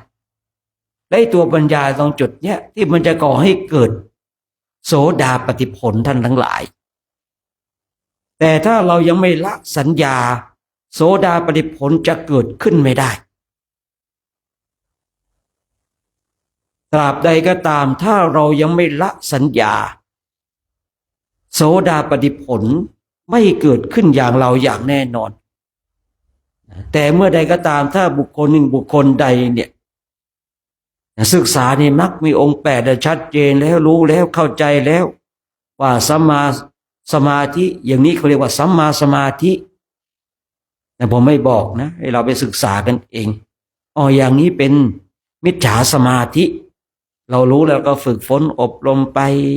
เข้าใจชัดเจนแยกแยะจิตมันชัดเจนแยกแยะใจชัดเจนว่าถ้าลักษณะเช่นนี้อาการเช่นนี้กิริยาเช่นนี้มันเป็นมิจฉาสมาธิถ้าเกิดอาการอย่างนี้กิริยาเช่นนี้กิริยาของจิตเป็นเช่นนี้คือสัมมาสมาธิมันรู้เช่นนี้ปุ๊บมันก็พัฒนาไปควบคู่เกื้อหนุนกันไปพอไปถึงจุดหนึ่งมันละสัญญาเลยท่านทั้งหลายไอ้สัญญาที่จะแยกคอยไปจดจ้องว่านี่คือสัมมาสมาธินี่คือมิจฉาสมาธิจิตของเรามันจะชัดเจนมันก็จะแยกแยะออกนะคือในเบื้องต้นมันแยกแยะว่านี่คือสัมมาสมาธินี่คือสัมมาสมาธินี่คือมิจฉาสมาธิเนี่ยแต่พอไปถึงจุดหนึ่งปุ๊บเนี่ยมันไม่เอาละมันชัดเจนเมื่อชัดเจนปุ๊บมันละสัญญาปุ๊บเมื่อใดก็ตามที่จิตของเราละสัญญาจิตของเราเข้าสู่ปัญญาญาณอย่างแท้จริงกระบวนการที่จะเข้าไปทำลายอาสวะกิเลสก็จะปรากฏขึ้นกับบุคคลนั้นคราวนี้เองเนี่ยต้องดูวาสนาบารมีของบุคคลนั้นว่าเมื่อปัญญาญาณเกิดขึ้นตรงจุดนี้แล้วจะได้บรรลุเป็นพระอรหันตผลเลยหรือเปล่าอันนี้ต้องขึ้นดูวาสนาบารมีของบุคคลนั้นแต่ตรงจุดนี้เราไม่ต้องไปสนใจหรอกว่าเมื่อปัญญาญาณเกิดขึ้นกับเราครั้งแรกเราจะได้บรรลุเป็นพระโสดาปฏิผลหรือเป็นพระสกิทาคามีผลหรือว่าพระอนาคามีผลหรือว่าพระอรหัตผลเนี่ยเราไม่ต้องสนใจหรอกณเวลานั้นถ้าเราสนใจมันก็คือสัญญาอีกแล้วแต่ที่คุยงี้ให้ฟังเพื่อให้เราเข้าใจได้ชัดเจนณเวลานั้นที่จิตของเราจะทำลายสังโยชน์3จิตของเราจะปราศจากสัญญาจิตของเรามันจะปราศจากสัญญามันจะมีแต่ตัวปัญญาประกอบไปด้วยองค์มรรคคือมรรคมีองค์8นั่นเองผมจึงได้คุยพูดเมื่อสักครู่นี้ว่าสิ่งที่ควรรู้คือมรรคมีองค์8แต่ทำอื่นๆเราควรรู้ไหมถ้าทำนั้นเรารู้แล้วนะสามารถนำพาเราออกจากกองทุกข์ได้พึงรู้เพราะธรรมะที่พระเจ้าทรงแสดงเนี่ย84,000 พระธรรมขันธ์บางสูตรก็เป็นธรรมของชาวบ้านบางสูตรก็เป็นธรรมของเทวดาธรรมที่จะเป็นเครื่องนำพาให้เราหลุดพ้นเนี่ยที่จริงก็มีไม่มากนะท่านทั้งหลายใน84,000 พระธรรมขันธ์เนี่ยมีไม่มากแต่ทุกสูตรพระพุทธเจ้าทรงแสดงเนี่ยก็หนีไม่พ้นอริยสัจ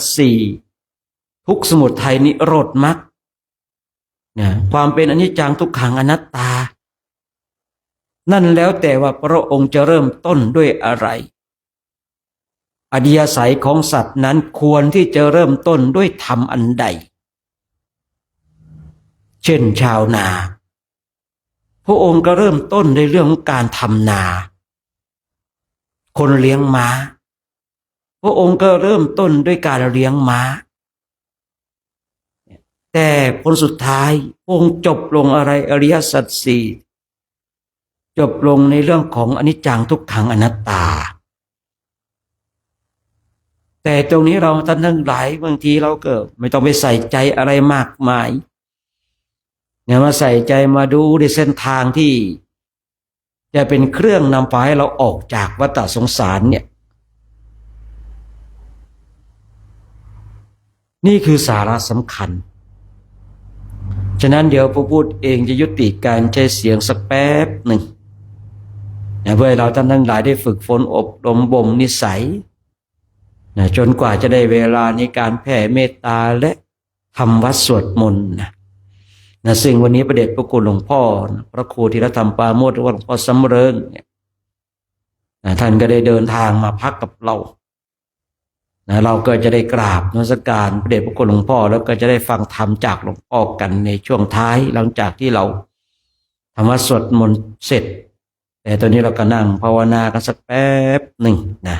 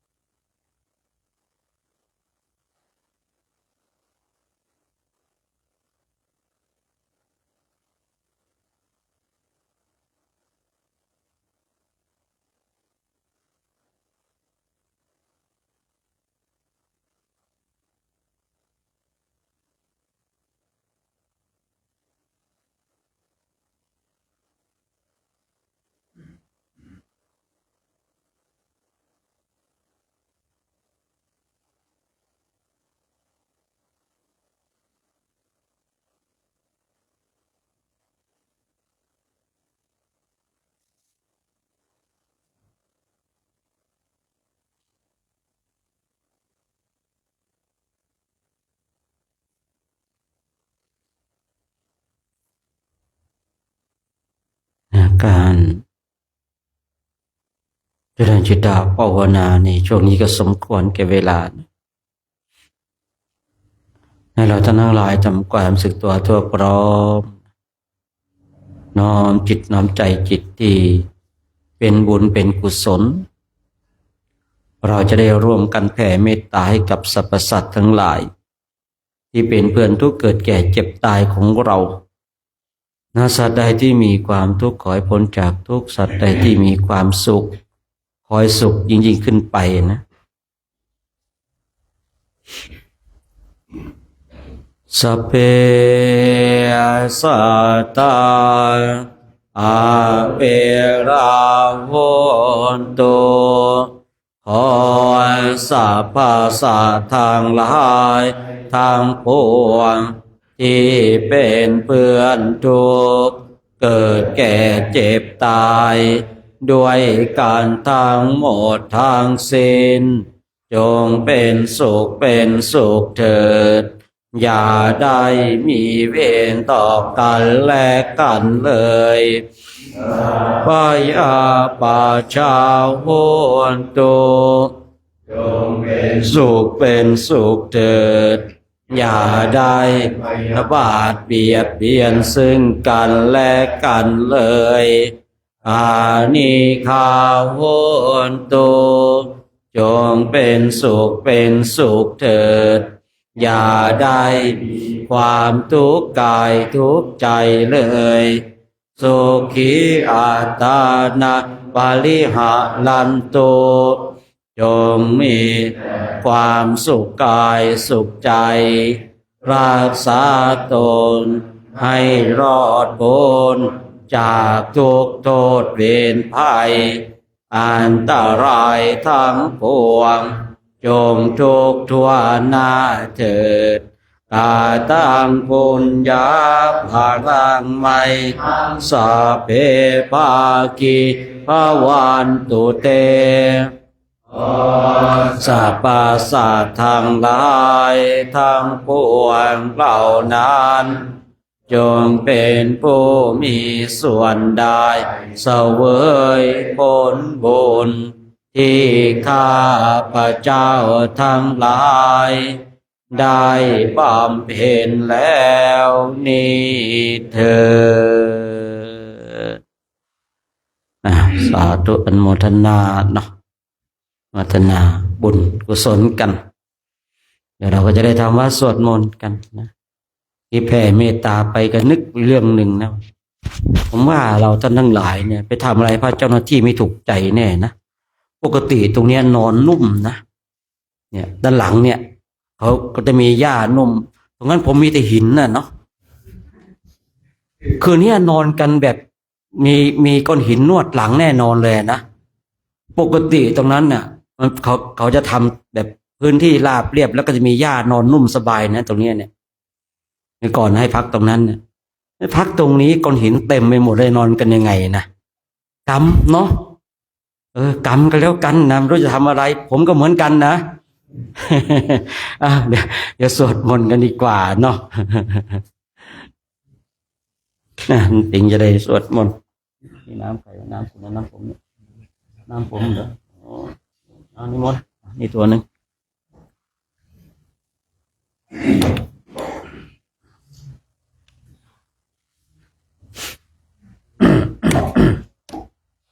โอ้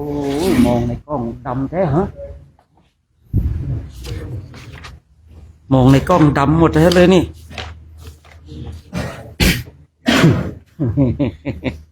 มนนี่มน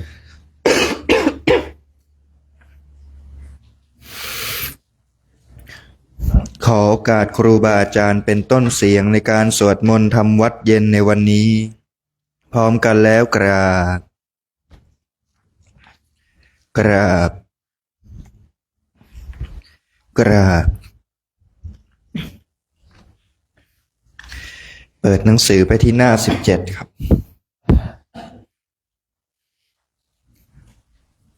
โย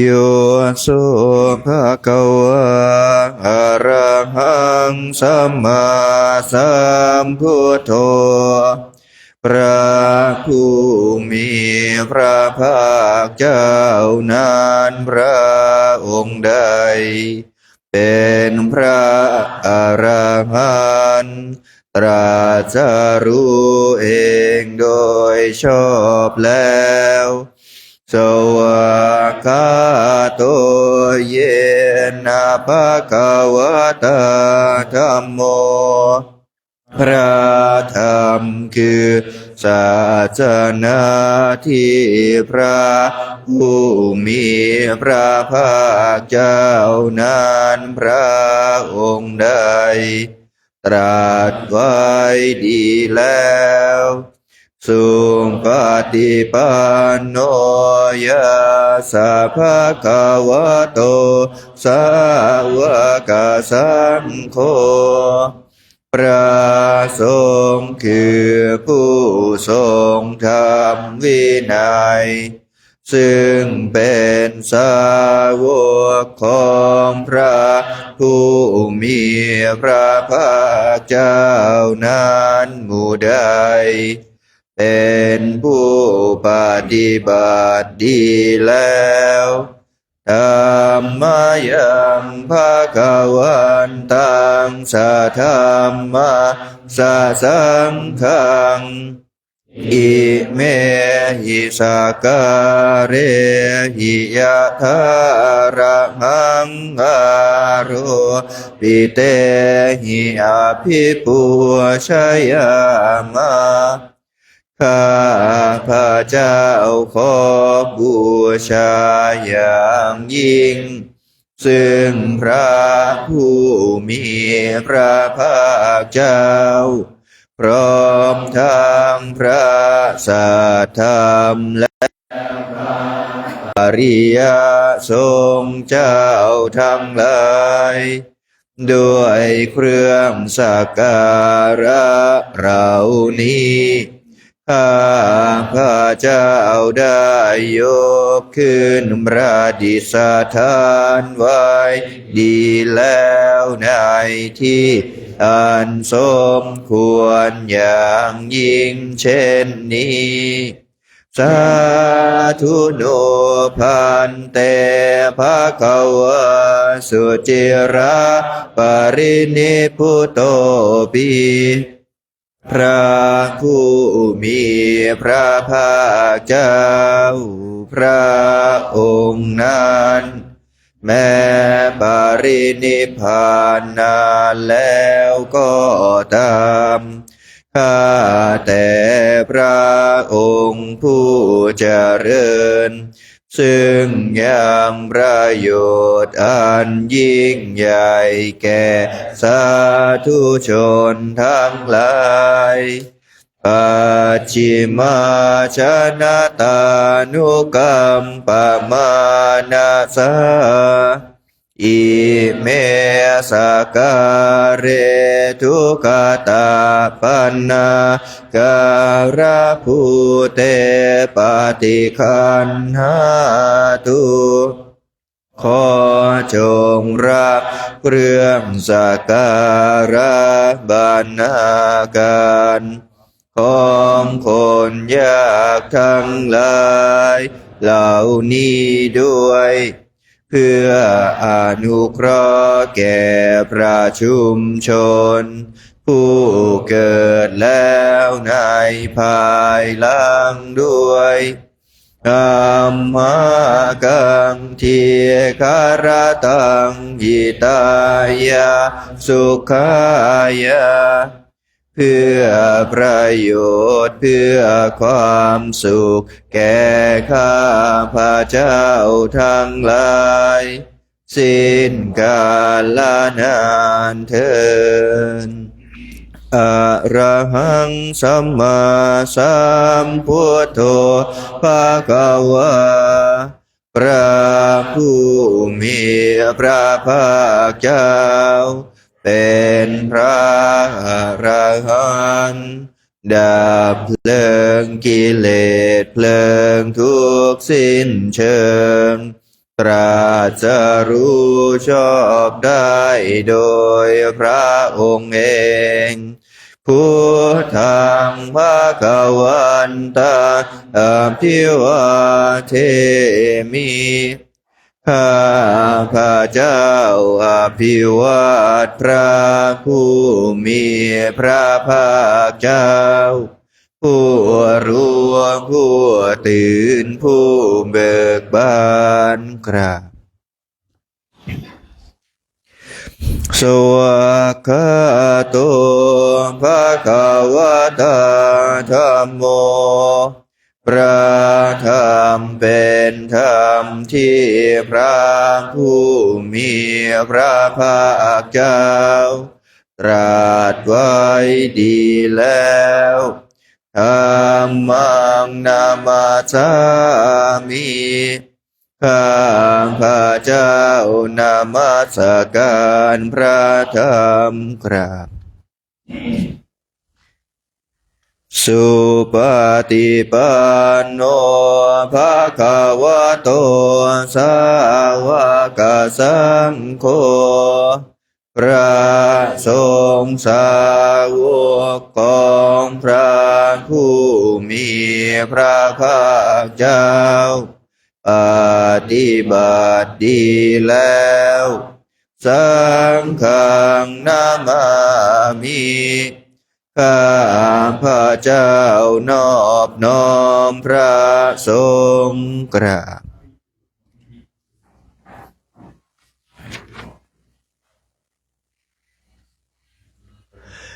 หันธรรมยังพุทธัสสะภะคะวะโตปุพพะคะนะมะการังกะโรมาเสนะโมตัสสะภะคะวะโตอะระหะโตสัมมาสัมพุทธัสสะนะโมตัสสะภะคะวะโตอะระหะโตสัมมาสัมพุทธัสสะนะโมตัสสะภะคะวะโตอะระหะโตสัมมาสัมพุทธัสสะขอนอบน้อมแด่พระผู้มีพระภาคเจ้าพระองค์นั้นซึ่งเป็นผู้ไกลจากกิเลสตรัสรู้ชอบได้โดยพระองค์เองหันธรรมยังพุทธานุสตินายังกโรมาเสตังโคปานาภะคะวันตาเอวังกัลยาโนกิตติสัตโตอะภุ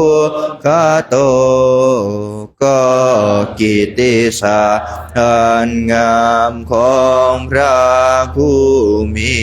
พระภาคเจ้านั้นได้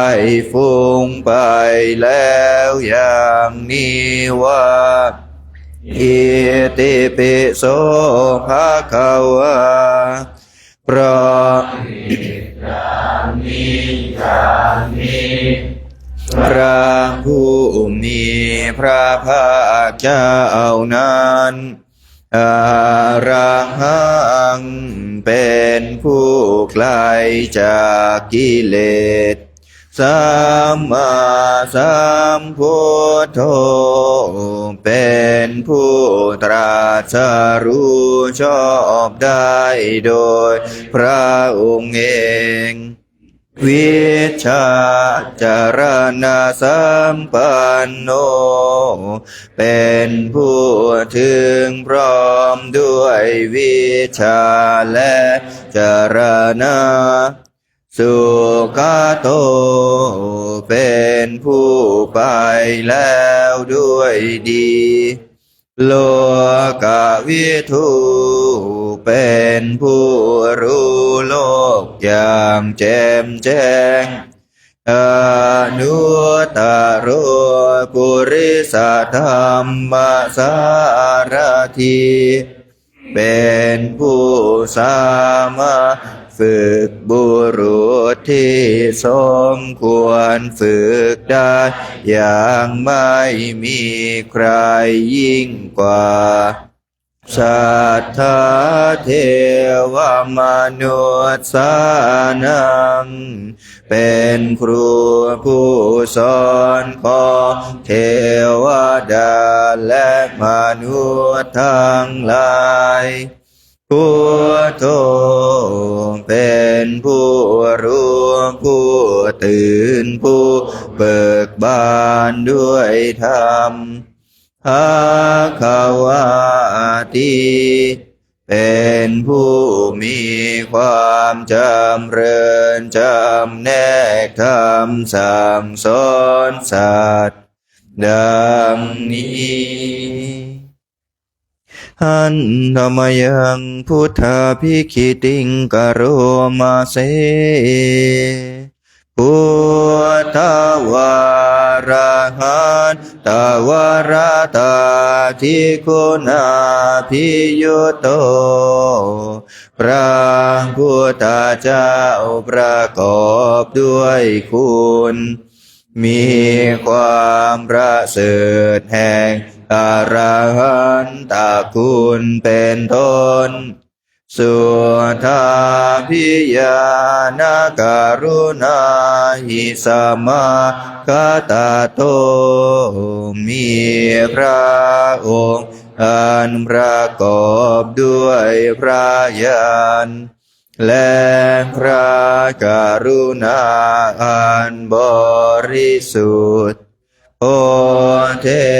สิโยสุชนะตังกามลังวสุโรพระองค์ได้ทรงกระทำชนที่ดีให้เบิกบาน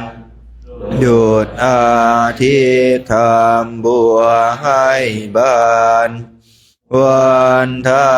มหังตามรนังศิราสาชิเนนทังข้าพระเจ้าไหว้พระชินสีมีกิเลสพระองค์นั้นด้วยเสียงกล่าวพุทโธโยสัพพปานินังสารนังเขมามุตตมังพระพุทธเจ้าพระองค์ใดเป็นสารณะอันกลาเสมสูงสุดของสัตว์ทั้งหลายปาธรรมานุสติทานังวันทามิตังสิเรนะหังข้าพระเจ้าไหว้พระพุทธเจ้าพระองค์นั้นอันเป็นที่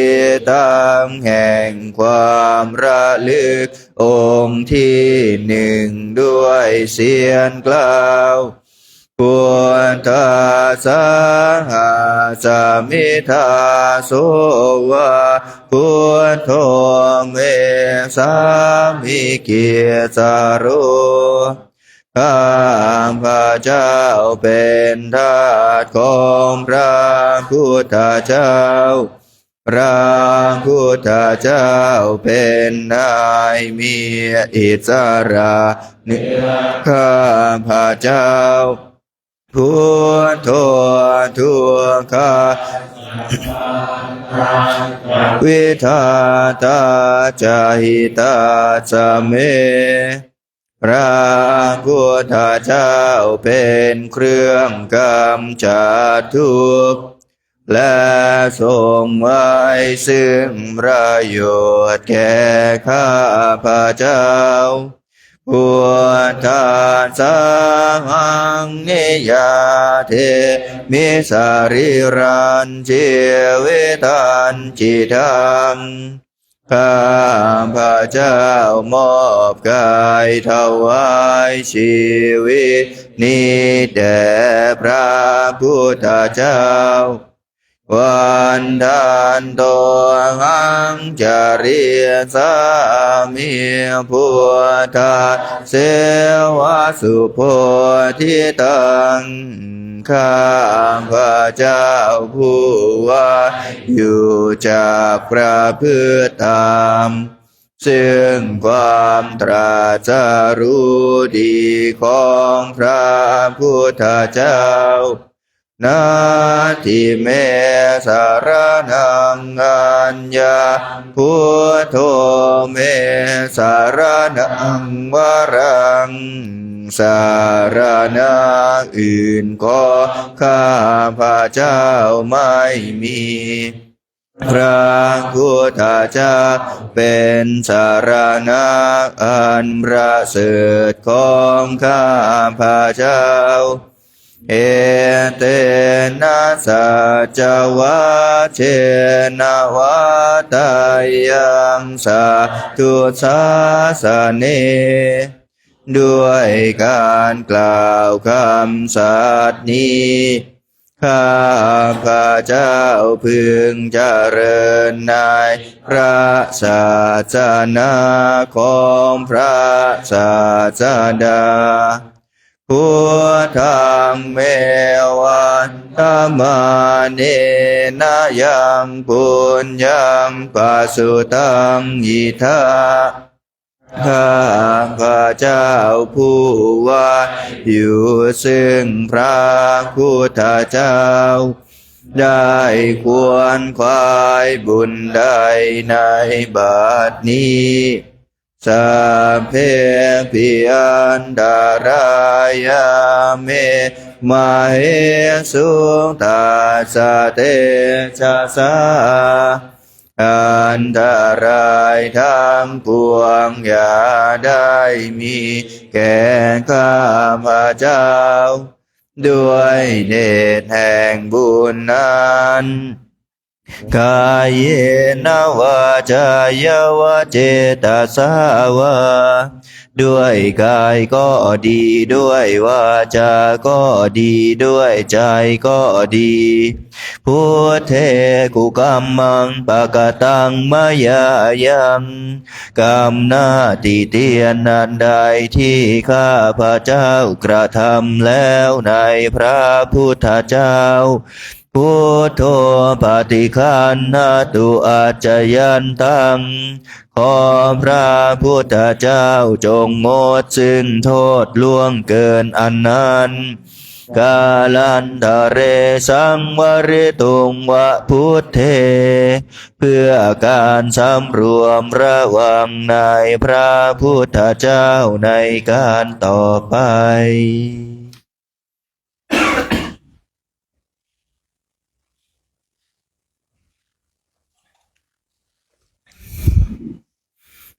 หันธรรมยังธรรมานุสตินยังกโรมาเสสวากาภะคะวะตาธัมโมพระธรรมเป็นสิ่งที่พระผู้มีพระภาคเจ้าได้ตรัสไว้ดีแล้วสันทิฏฐิโกเป็นสิ่งที่ผู้ศึกษาและปฏิบัติพึงเห็นได้ด้วยตนเองกากาลิโกเป็นสิ่งที่ปฏิบัติได้และให้ผลได้ไม่จำกัดการเอหิปัสสิโกเป็นสิ่งที่ควรกล่าวกับผู้อื่นว่าท่านจงมาดูเถิดองค์ปานายิโกเป็นสิ่งที่ควรน้อมเข้ามาใส่ตัวปัจจตังเว ตาโพวินโยหิติเป็นสิ่งที่ผู้รู้ก็รู้ได้เฉพาะตนดังนี้อันธรรมยังธรรมาภิกิติงกโรมาเสสวากาตาตาทิโกนาโยกาวะเสนาสายโยพระธรรมเป็นสิ่งที่ประเสริฐเพราะประกอบด้วยคุณคือความที่พระผู้มีพระภาคเจ้าตรัสไว้ดีแล้วเป็นต้นโยมาคปา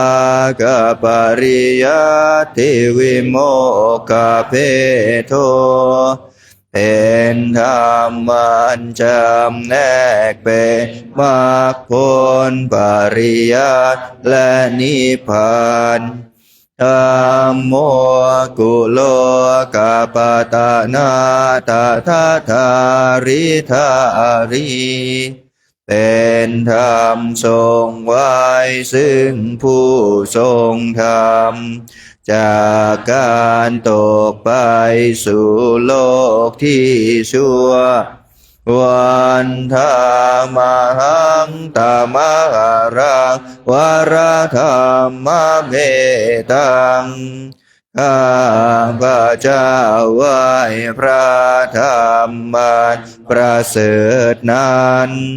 อันเป็นเครื่องขจัดเสียซึ่งความมืดธัมโมโยสัพพปา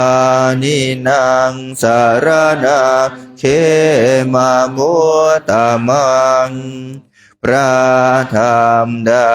เป็นสารณะอันเกษมสูงสุดของสัตว์ทั้งหลายทุติยานุสติทานังวันทามิตังสิเรนะหังข้าพระเจ้าไหว้พระธรรมนั้นอันเป็นที่ตั้งแห่งความระลึกองค์ที่สองด้วยเสียงกล่าวธัมมัสสหาสมิทาโสวาธัมโมเมสามิกิจาโรข้าพระเจ้าเป็นทาสของพระธรรมพระธรรมเป็นนายมีอิสระเหนือข้าพระเจ้าธัมโมทุกขาสคาตาจาวิทาตาจาหิตาสเมพระธรรมเป็นเครื่องกำจัดทุกข์และทรงไว้ซึ่งประโยชน์แก่ข้าพระเจ้าธัมมัสสหังนิยาเทมิสาริราชีวิตันจิตังข้าพระเจ้ามอบกายถวายชีวิตนี้แด่พระธรรมวันทานตัวหังจะเรียกสามิธรรมะเสวะสุธรรมะตัง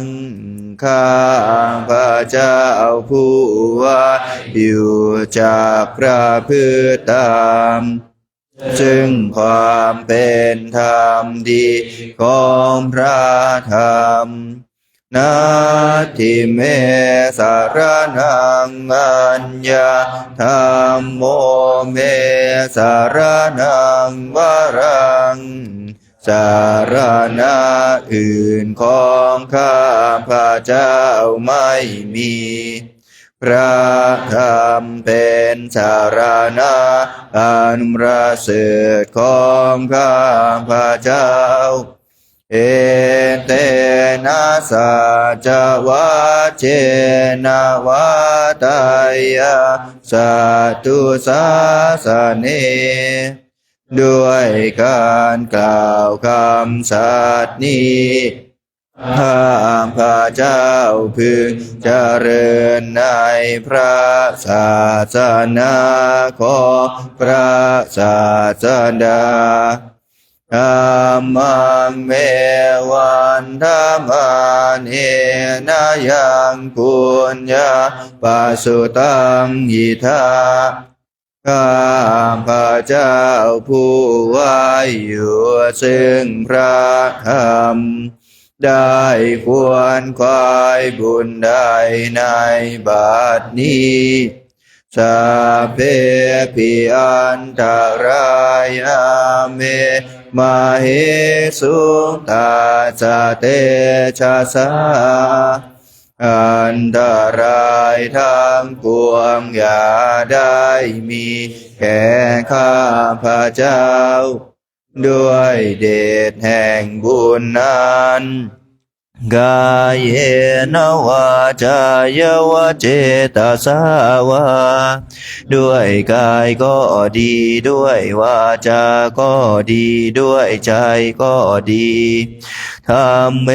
กุกรรมังปะกตังมายายังกรรมหน้าติเตียนนันใด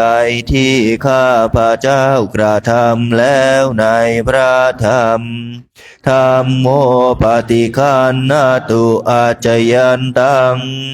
ขอพระธรรมจงงดซึ่งโทษล่วงเกินอันนั้นกาลันตะเรสังวริตุงวะธัมเมเพื่อการสำรวมระวังในพระธรรมในการต่อไป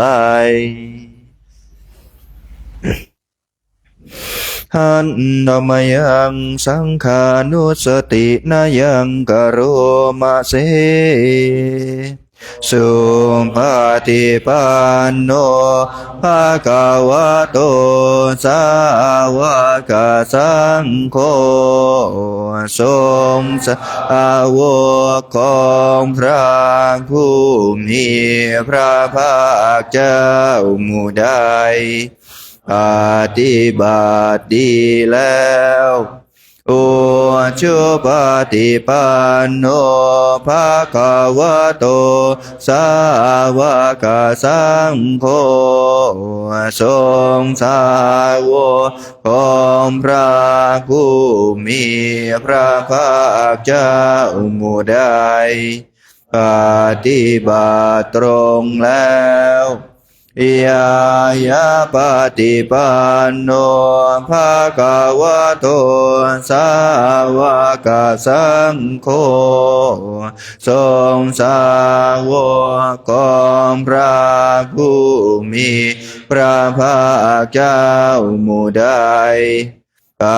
ฏิบัติเพื่อรู้ธรรมเป็นเครื่องออกจากทุกข์แล้วสัมมิจิปฏิปันโนภะคะวะโตสาวกสังโฆทรงสาวกของพระผู้มีพระภาคเจ้าหมู่ใดปฏิบัติสมควรแล้วญาทิทางได้แก่บุคคลเหล่านี้คือจาตาริปุริสายุคานิอัตถปุริสาปุคลาคู่แห่งบุรุษสี่คู่นับเรียงตัวบุรุษได้8บุรุษเอสะภะคะวะโตสาวกสังโฆนั่นแหละทรงสาวกของพระผู้มีพระภาคเจ้า อาหุนายโยเป็นสมควรแก่สักการะที่เขานำมาบูชาปาหุนายโยเป็นส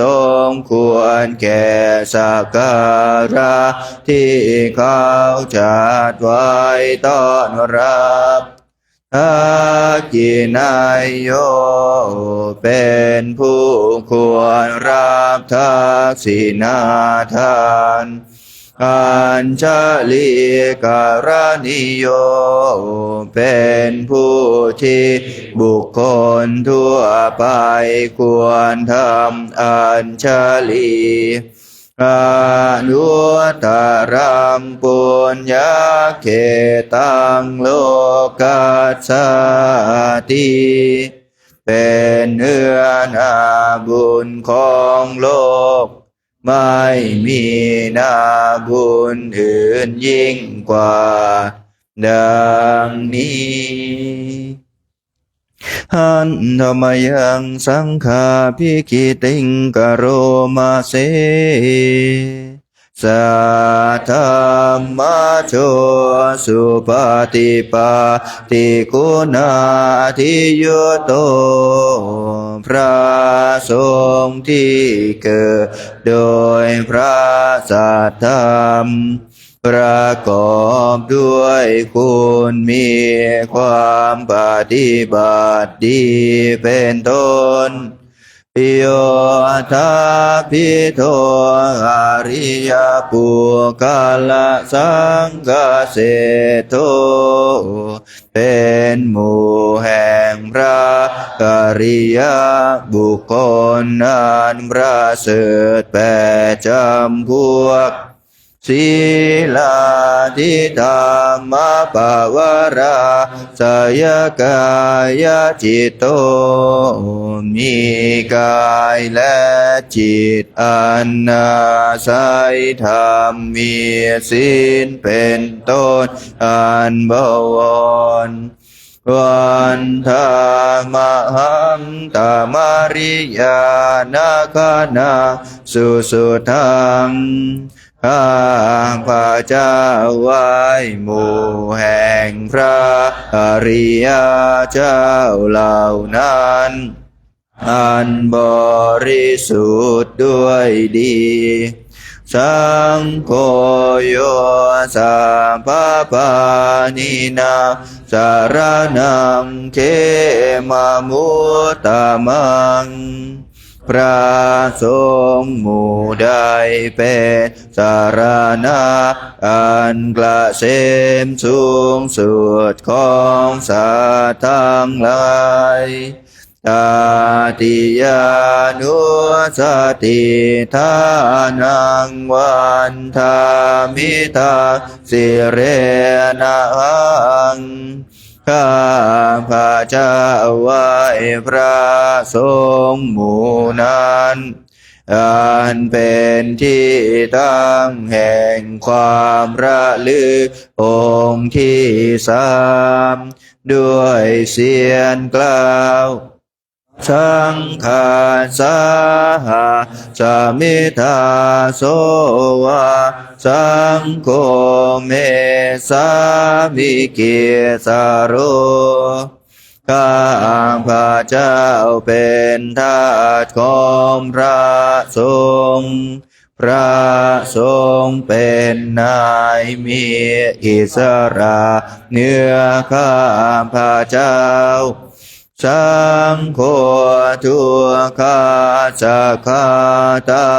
จาวิทาตาใจตาสเมพระสงฆ์เป็นเครื่องกำจัดทุกข์และ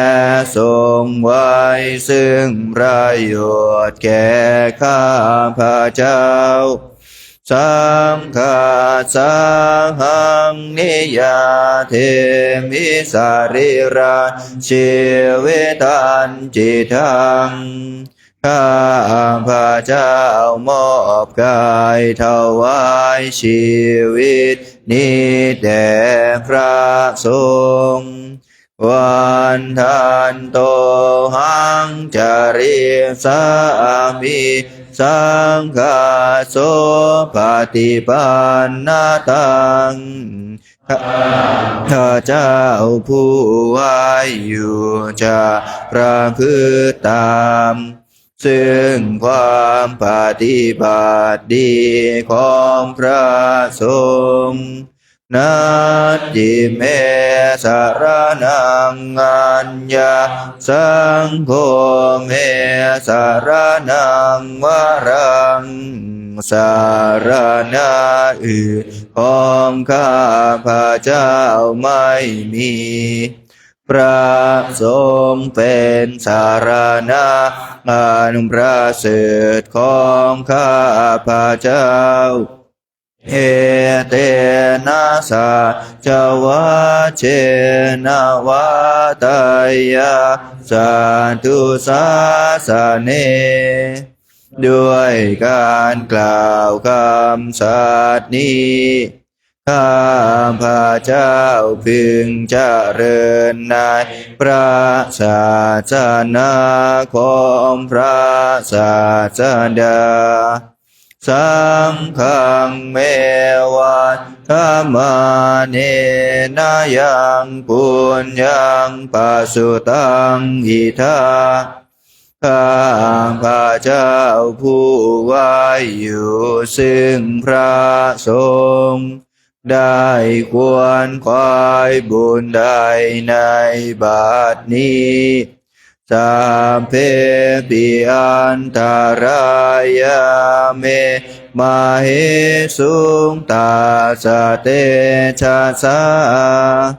อันตรายทั้งปวงอย่าได้มีแก่ข้าพระเจ้าด้วยเดชแห่งบุญนั้นกายเยนะวาจายวะเจตสาวาด้วยกายก็ดีด้วยวาจาก็ดีด้วยใจก็ดีสังเคกุกรรมังปะกตังมายายังกรรมหน้าที่เตียนนันใด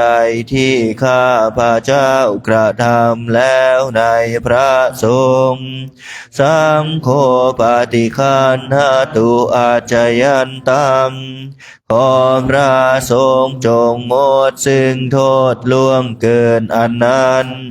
กาลันตะเรสังวรตุงวะสังเคเพื่อการสำรวมระวังในพระสงฆ์ในการต่อไป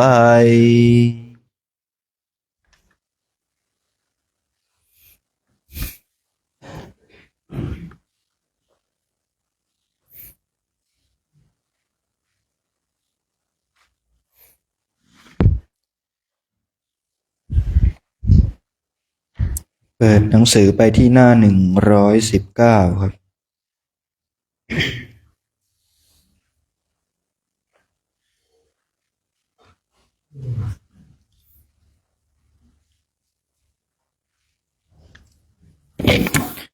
หันธมยังอธิตปริยายสุตตปะทังพนามาเส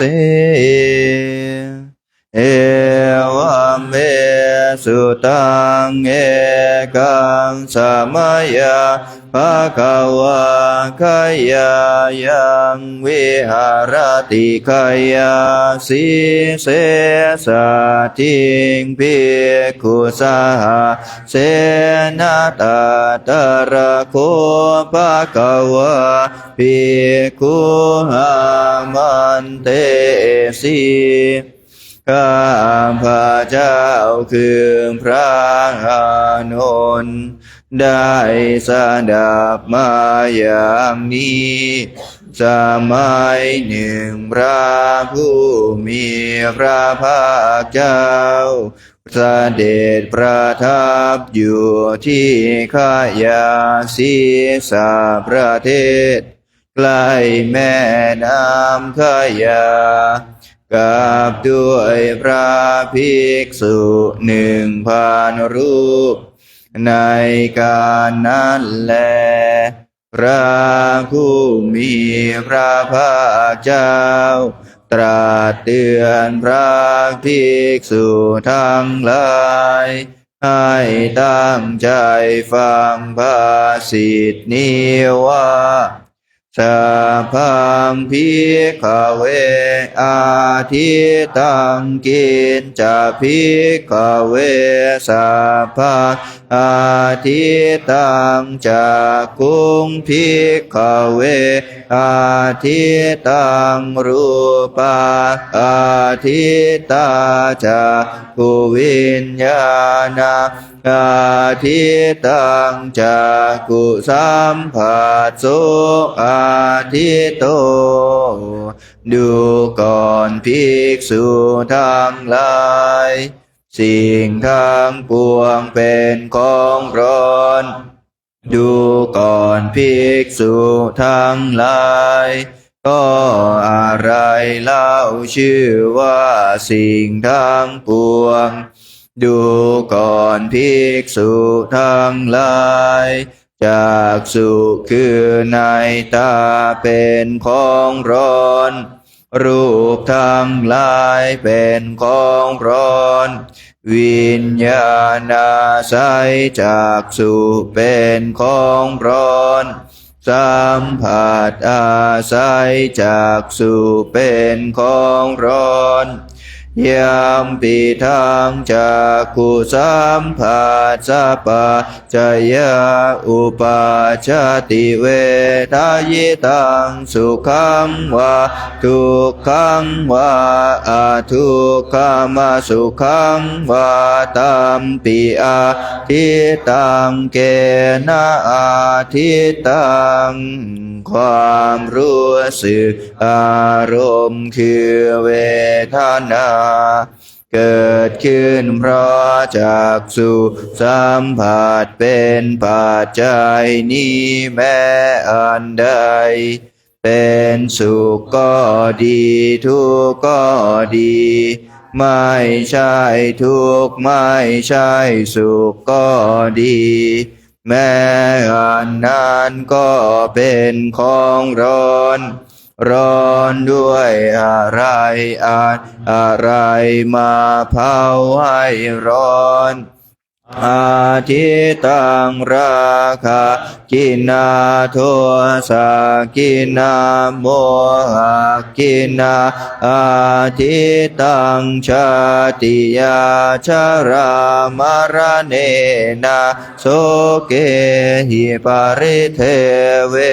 หิทุเคหิโทมานาเสหิอุปายาเสหิอาทิตันติวัฏามิเรากล่าวว่าร้อนด้วยไฟคือราคะด้วยไฟคือโทสะด้วยไฟคือโมหะร้อนด้วยความเกิดด้วยความแก่และความตายร้อนด้วยความโศกด้วยความร่ำไรรำพันด้วยความเจ็บกายด้วยความเสียใจด้วยความคับแค้นใจทั้งหลายโสตังอาทิตังสัทธาอาทิตาโสตวิญญาณอาทิตังโสตสัมผัสโสอาทิโตโสตคือหูเป็นของร้อน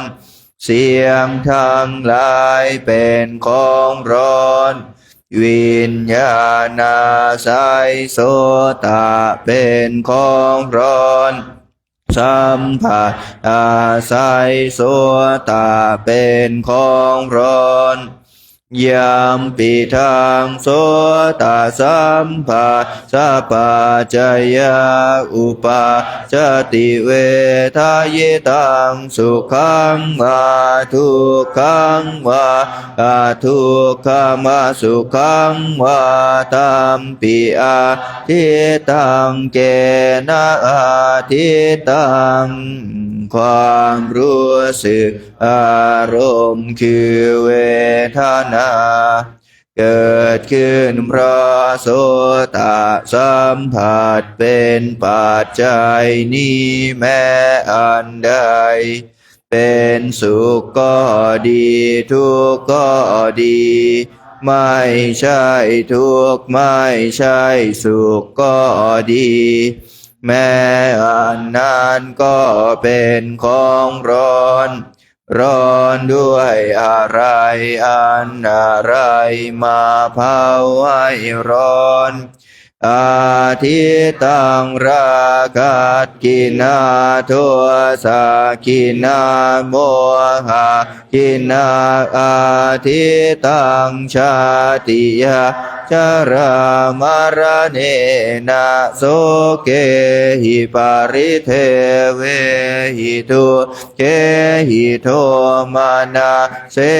หิอุปายาเสหิอาทิตันติวัฏามิเรากล่าวว่าร้อนด้วยไฟคือราคะด้วยไฟคือโทสะด้วยไฟคือโมหะร้อนด้วยความเกิดด้วยความแก่และความตายร้อนด้วยความโศกด้วยความร่ำไรรำพันด้วยความเจ็บกายด้วยความเสียใจด้วยความคับแค้นใจทั้งหลายคานังอาทิตังคันธาอาทิตาคานวิญญาณอาทิตังคานาสัมผัสโสอาทิโตคานะคือจมูกเป็นของร้อนกลิ่นทั้งหลายเป็นของร้อนวิญญาณสัยขานะเป็นของร้อนสัมผัสอาศัยขานะเป็นของร้อนยามปิทังกานาสัมผัสสัพพัจจยาอุปาจติเวทายตังสุขังวาทุกขังวาทุกขมาสุขังวาตัมปิอาทิตังเกนะอาทิตังความรู้สึกอารมณ์คือเวทนาเกิดขึ้นเพราะสัมผัสเป็นปัจจัยนี้แม้อันใดเป็นสุขก็ดีทุกข์ก็ดีไม่ใช่ทุกข์ไม่ใช่สุขก็ดีแม้อันนั้นก็เป็นของร้อนด้วยอะไรมาเผาให้ร้อนอาทิตังราคะกินาโทสะกินาโมหะกินาอาทิตังชาติยาชรามรณเนนะโสเกหิปาริเทเวหิทุเกหิโทมานาเสหิอุปายาเสหิอาทิตันติวัฏามิเรากล่าวว่าร้อนด้วยไฟคือราคะด้วยไฟคือโทสะด้วยไฟคือโมหะร้อนด้วยความเกิดด้วยความแก่และความตาย ร้อนด้วยความโศกด้วยความร่ำไรรำพันด้วยความเจ็บกายด้วยความเสียใจด้วยความคับแค้นใจทั้งหลายชิวหาอาทิตาระสาอาทิตาชิวหาวิญญาณอาทิตังชิวหาสัมผัสโสอาทิตโตชิวหาคือลิ้นเป็นของร้อนรสทั้งหลายเป็นของร้อนวิญญาณสายชิวหาเป็นของร้อนสัมผัสอาศัยชิวหาเป็นของร้อนยามปีทางชิวหาสัมผัสสะปัจจยาอุปาจติเวทายตังสุขังวาทุกขังวาทุกขมาสุขังวาตัมปิอาทิตังเกนะอาทิตังความรู้สึกอารมณ์คือเวทนาเกิดขึ้นเพราะชิวหาสัมผัสเป็นปัจจัยนี้แม้อันใดเป็นสุขก็ดีทุกข์ก็ดีไม่ใช่ทุกข์ไม่ใช่สุขก็ดีแม้อันนั้นก็เป็นของร้อนร้อนด้วยอะไรอันอะไรมาเผาให้ร้อนอาทิตังราคะกินาโทสะกินาโมหะกินาอาทิตังชาติยาชรามรณะนะโสเกหิปริเทเวหิทุเกหิโทมานาเสหิอุปายาเสหิอาทิตันติวัฏามิเรากล่าวว่าร้อนด้วยไฟคือราคะด้วยไฟคือโทสะด้วยไฟคือโมหะร้อนด้วยความเกิดด้วยความแก่และความตายร้อนด้วยความโศกด้วยความร่ำไรรำพันด้วยความเจ็บกายด้วยความเสียใจด้วยความคับแค้นใจทั้งหลายกายโยอาทิโตพุทธาภาอาทิตากายวิญญาณอาทิตังกายสัมผัสโสอาทิโตกายเป็นของร้อนโพธาภะคืออารมณ์ที่จะพึงถูกต้องด้วยกายเป็นของร้อนวิญญาณสายกายเป็นของร้อนสัมผัสอาศัยกายเป็นของร้อนยามปิทางกายสัมผัสสะปัจจยาอุปาจติเวทายตังสุขังวาทุกขังวา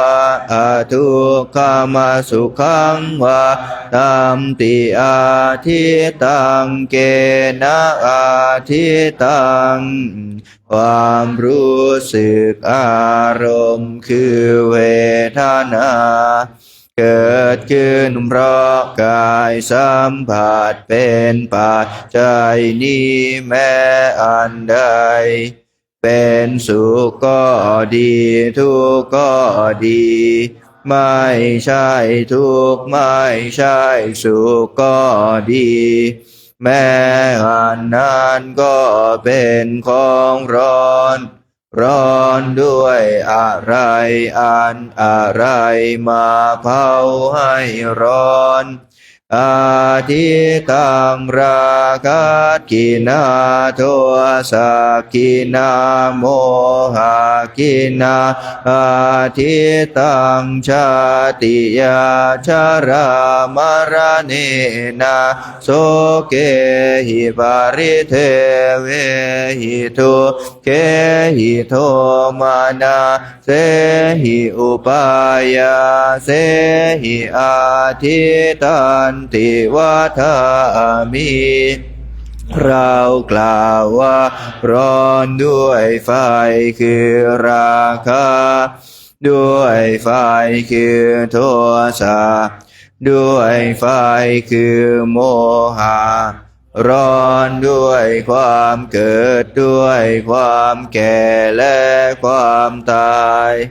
ร้อนด้วยความโศกด้วยความร่ำไรรำพันด้วยความเจ็บกายด้วยความเสียใจด้วยความคับแค้นใจทั้งหลายมโนอาทิโตธรรมะอาทิตามโนวิญญาณอาทิตังมโนสัมผัสโสอาทิโตมานา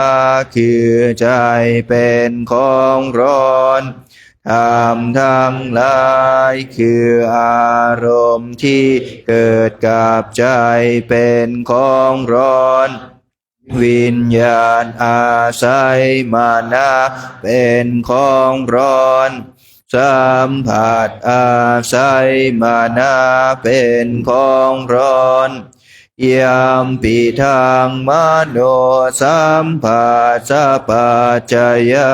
อุปาชติเวทายตังสุขังวาทุกขังวาอาทุกขมาสุขังวาตัมปิอาทิตังเกนะอาทิตังความรู้สึกอารมณ์คือเวทนาเกิดขึ้นเพราะมโนสัมผัสเป็นปัจจัยนี้แม้อันใดเป็นสุขก็ดีทุกข์ก็ดีไม่ใช่ทุกข์ไม่ใช่สุขก็ดีแม้อันนั้นก็เป็นของร้อนร้อนด้วยอะไรอันอะไรมาเผาให้ร้อนอาทิตังราคะกินาโทสะกินาโมหะกินาอาทิตังชาติยาชรามรณะนาโสเกหิปาริเทเวหิทุเกหิโทมานาเสหิอปายาเสหิอาทิตันติวัฏามิเรากล่าวว่าร้อนด้วยไฟคือราคะด้วยไฟคือโทสะด้วยไฟคือโมหะร้อนด้วยความเกิดด้วยความแก่และความตายร้อนด้วยความโศกด้วยความร่ำไรรำพันด้วยความเจ็บกายด้วยความเสียใจด้วยความคับแค้นใจทั้งหลายเอวังปัสสังภิกขเวสุตวะอริยสาวกจากุสัมมิงปินิพินดาติรูปเป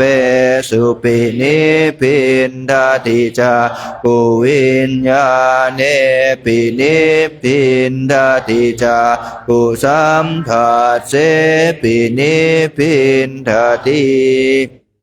ดูก่อนภิกษุทั้งหลาย อริยสาวกผู้ได้สดับแล้วมาเห็นอยู่อย่างนี้ย่อมเบื่อหน่ายทั้งในจักษุย่อมเบื่อหน่ายทั้งในรูปทั้งหลายย่อมเบื่อหน่ายทั้งในวิญญาณอาศัยจักษุย่อมเบื่อหน่ายทั้งในสัมผัสอาศัยจักษุยามปิทังจากกุสัมผัสปัจจยาอุปาจติเว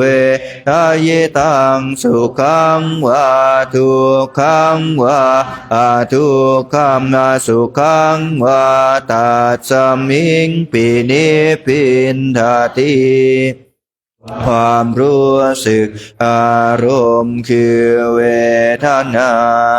เกิดขึ้นเพราะจากสุสัมผัสเป็นปัจจัยนี้แม้อันใดเป็นสุขก็ดีทุกข์ก็ดีไม่ใช่ทุกข์ไม่ใช่สุขก็ดี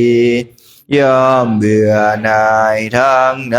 ความรู้สึกนั้นโสตสมิงปินิพินทาติสาเทสุปินิพินทาติโสตวิญญาเนปินิพินทาติโสตสัมภะเสปินิพินทาติย่อมเบื่อหน่ายทั้งในโสตย่อมเบื่อหน่ายทั้งในเสียงทั้งหลายย่อมเบื่อหน่ายทั้งในวิญญาณอาศัยโสตย่อมเบื่อหน่ายทั้งในสัมผัสอาศัยโสตยามปิทังโสตสัมภาจปัจจยาอุปาจติเวทายตังสุขังวาทุกขังวาอาทุกขมาสุขังวาตัสสมิงปินิพินทาติ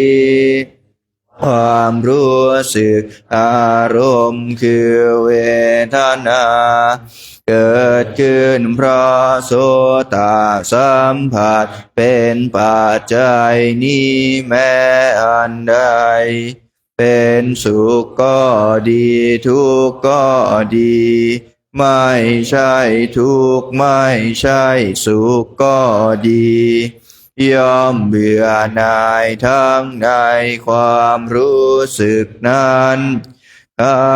นาสมิงปินิพินทาติขันเทสุปินิพินทาติกานาวิญญาเนปินิพินทาติกานาสัมภะเสปินิพินทาติย่อมเบื่อหน่ายทั้งในขานะย่อมเบื่อหน่ายทั้งในกลิ่นทั้งหลายย่อมเบื่อหน่ายทั้งในวิญญาณอาศัยขานะย่อมเบื่อหน่ายทั้งในสัมผัสอาศัยขานะยามปิทังคานาสัมภาจปัจจยาอุปาจติเว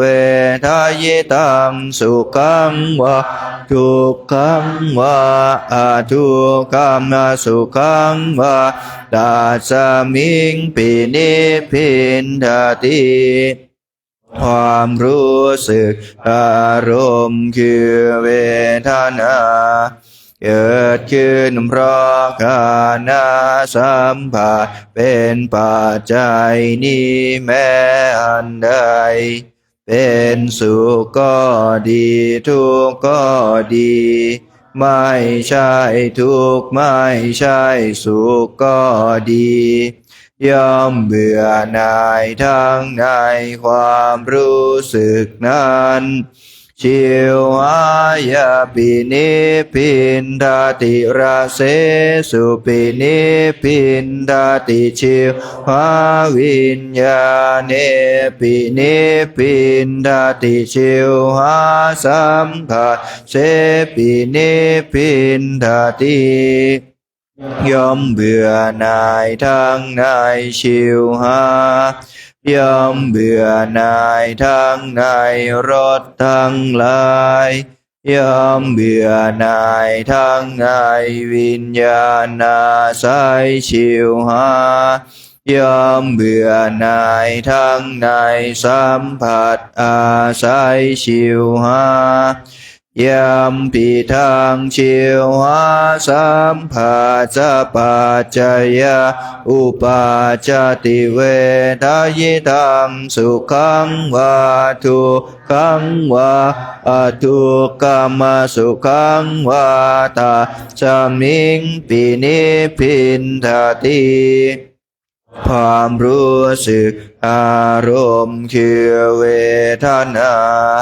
เกิดขึ้นเพราะชิวหาสัมผัสเป็นปัจจัยนี้แม้อันใดเป็นสุขก็ดีทุกข์ก็ดีไม่ใช่ทุกข์ไม่ใช่สุขก็ดีย่อมเบื่อหน่ายทั้งในความรู้สึกนั้นกายาสมิงปินิพินทาติโพธาเพสุปินิพินทาติกายวิญญาเนปินิพินทาติกายสัมผัสเสปินิพินทาติย่อมเบื่อหน่ายทั้งในกายย่อมเบื่อหน่ายทั้งในโพธาภะทั้งหลายย่อมเบื่อหน่ายทั้งในวิญญาณอาศัยกายย่อมเบื่อหน่ายทั้งในสัมผัสอาศัยกายยามปิทางกายสัมผัสจะปัจจยาอุปาจติเวทายตังสุขังวาทุกขังวาอาทุกขมสุขังวาตาจามิงปินิพินทาติความรู้สึกอารมณ์คือเวทนาเกิดขึ้นเพราะกายสัมผัสเป็นปัจจัยนี้แม้อันใดเป็นสุขก็ดีทุกข์ก็ดีไม่ใช่ทุกข์ไม่ใช่สุขก็ดีย่อมเบื่อหน่ายทั้งในความรู้สึกนั้นมานาสมิงปินิพินทาติธรรมเมสุปินิพินทาติมโนวิญญาเนปินิพินทาติมโนสัมผัสเสปินิพินทาติย่อมเบื่อหน่ายทั้งในมานาย่อมเบื่อหน่ายทั้งในธรรมทั้งหลายย่อมเบื่อหน่ายทั้งในวิญญาณอาศัยมานาย่อมเบื่อหน่ายทั้งในสัมผัสอาศัยมานา ยัมปิทังมโนสัมภาจะปัจจยาอุปาจติเวทายตังสุขังวะทุกขังวะอาทุกขมาสุขังวะตาจามิงปินิพินทาติความรู้สึกอารมณ์คือเวทนาเกิดขึ้นเพราะมโนสัมผัสเป็นปัจจัยนี้แม้อันใดเป็นสุขก็ดีทุกข์ก็ดีไม่ใช่ทุกข์ไม่ใช่สุขก็ดียอมเบื่อหน่ายทางในความรู้สึกนั้น นิพินทางวิราชติวิราคาวิมุจจติเมื่อเบื่อหน่ายย่อมคลายกำหนัดเพราะคลายกำหนัดจิตก็พ้นจากความถือมั่น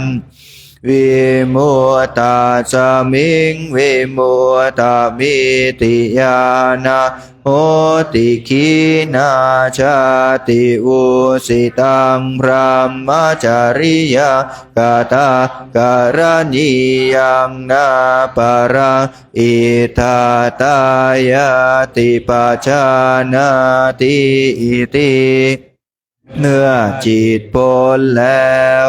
ก็เกิดญาณรู้ว่าเราพ้นแล้วดังนี้อริยสาวกนั้นย่อมทราบชัดว่าชาติสิ้นแล้วพรหมจรรย์เราได้อยู่จบแล้วกิจที่ควรทำเราทำเสร็จแล้วกิจอื่นอีกเพื่อความเป็นอย่างนี้มิได้มีอิทัมมะโวจะภะคะวะอะตมนาเตภิกขุภะคะวะโตภาสิตาอัมพินันทุงพระผู้มีพระภาคเจ้าได้ตรัสธรรมปริยายอันนี้แล้ว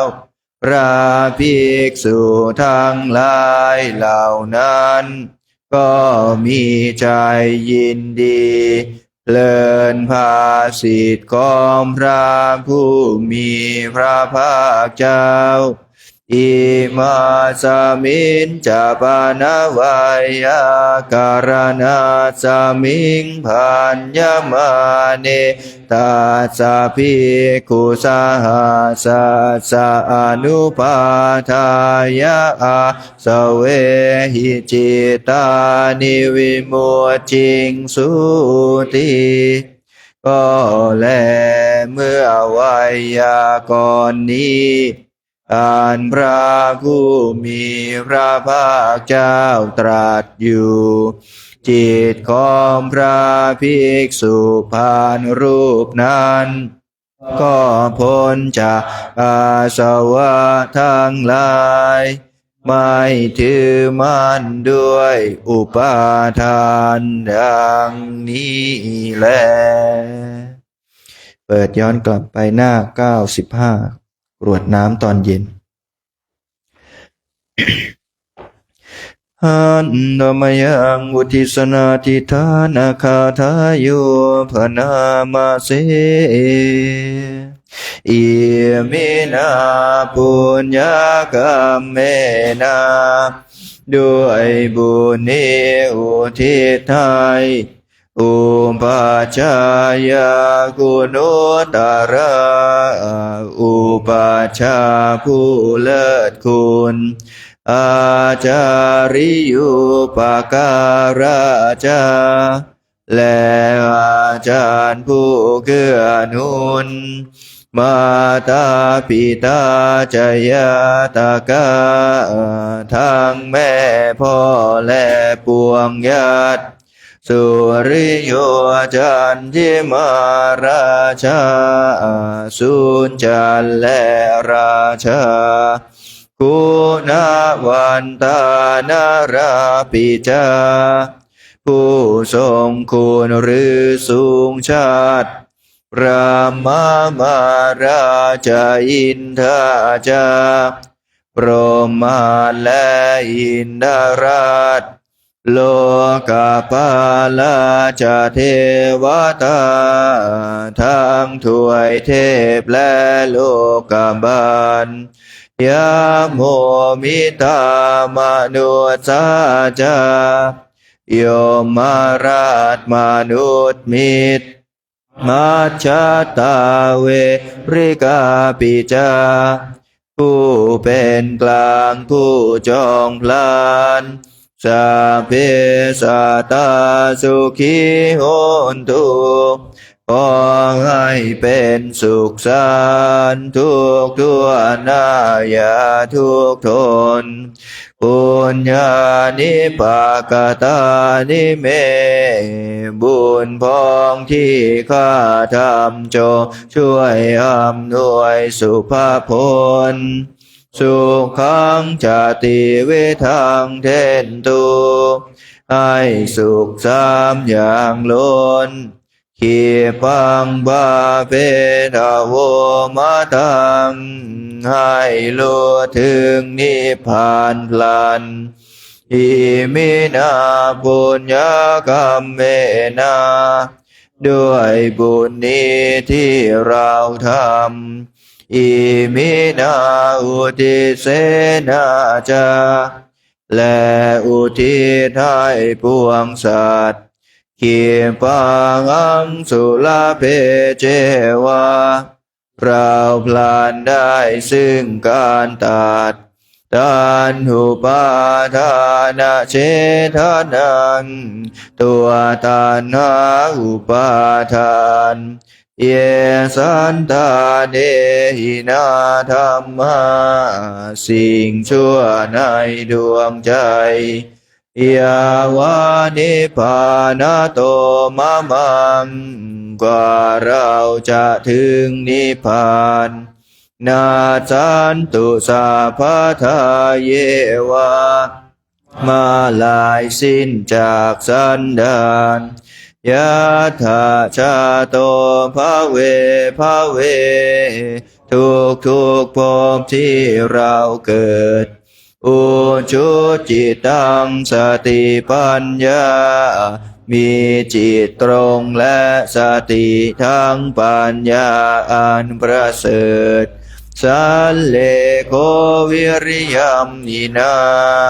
พร้อมทั้งความเพียรเลิศเป็นเครื่องขูดกิเลสหายมาราลพันตุโนกาสังโอกาสอย่าพึงมีแก่หมู่มารสิ้นทั้งหลายกาตุนจะวิริเยสุเมเป็นช่องประทุษร้ายทำลายล้างความเพียรจมพุทธาทิปาวโรนาโทพระพุทธผู้บวรธัมโมนาโทวรุตโมพระธรรมที่พึงอุดมนาโทปัจเจกพุทโธจาโตปัจเจกพุทธสมสังโฆนาโทตโรมะมังโทพระสงฆ์ที่พึงพยองเอโสตมา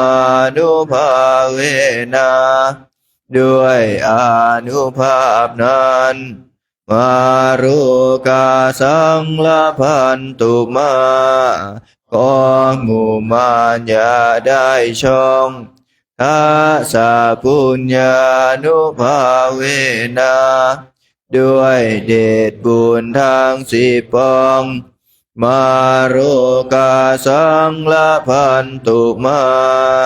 อย่าเปิดโอกาสแก่มารเถิดพุทธาราธนานังธัมมาราธนานังสังฆาราธนานังอาปมาโนพุทโธอาปมาโนธัมโมอาปมาโนสังโฆนะโมพุทธายะนะโมธัมมายะนะโมสังฆายะพุทโธเมนะโธธัมโมเมนะโธสังโฆเมนะโธพุทธบูชาธัมมบูชาสังฆบูชานิพพานะปัจจโยโหตุ ข้าพระเจ้าทั้งหลายขออาราธนาคุณพระคุณคุณพระธรรมคุณพระสงฆ์อานาประมาณมิได้มาเป็นที่พึ่งที่ระลึกถึงจงช่วยอภิบาลรักษากายวาจาใจของข้าพระเจ้าทั้งหลายให้ตั้งมั่นอยู่ด้วยธรรมเจริญไปด้วยธรรมพร้อมทั้งให้เจริญด้วยสติปัญญาญาณเข้าถึงธรรมอันเป็นเครื่องพ้นทุกข์ให้ถึงซึ่งสันติสุขเป็นผู้รู้ผู้ตื่นผู้เบิกบานโดยภัยบุญทุกประการและจงยังประโยชน์ให้ถึงพร้อมทั้งส่วนตนบุคคลอื่นชีวิตอื่นอันเป็นเพื่อนทุกข์เกิดแก่เจ็บตายด้วยกันทั้งหมดทั้งสิ้นตลอดกาลละนานเถิด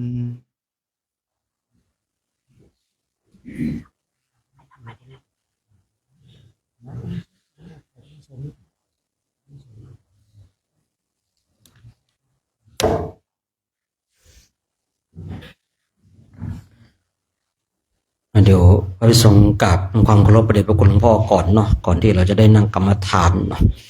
เป็นอาจาริยวัดเนาะข้อปฏิบัติของพระภิกษุสงฆ์เรานะครูบาอาจารย์ได้เดินทางดีก็ดีหรือว่าเดินทางกลับมาหาเราก็ดี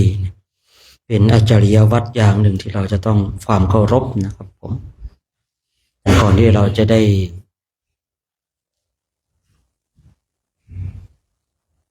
ในฟังธรรมจากพระเดชพระคุณหลวงพ่อเดี๋ยวเราร่วมกันกราบนมัสการก่อนเนาะพร้อมกันแล้วกราบกราบกราบสำเร็จนะแม่ชีพร้อมแล้วกราบกราบกราบ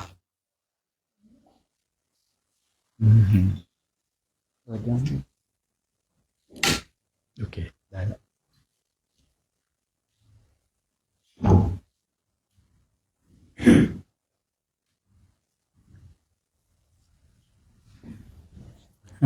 นั่งภาวนากันนะเป็นช่วงจังหวะของการภาวนากัน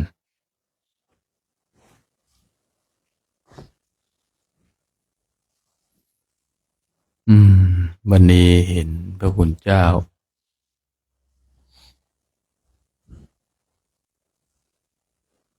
เห็นแล้วก็อะไรให้เกิดศรัทธาเนาะเพราะว่าพระคุณเจ้าผิวค้ำบ่งบอกถึง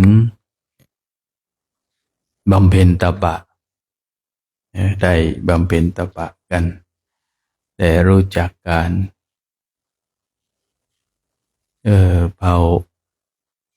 เดินภาวนากันช่วงนี้ก็เป็นช่วงของการนั่งภาวนาสงบจิตของเราการสงบจิตให้จิตของเราอยู่กับปัจจุบันให้การภาวนาของเราไม่เอียงซ้ายเอียงขวาให้มีจิตที่สงบตั้งมั่นให้จิตที่ใสสะอาดบริสุทธิ์ให้เราท่านทั้งหลายได้นั่งภาวนากันนะวัดของเรา ที่เราได้มาอาศัยพระเดชพระคุณหลวงพ่อหรือว่าประธานสงฆ์ก็สงบเงียบดีสงบภายนอกสงบแล้วภายในที่เราต้องฝึกฝนอบรม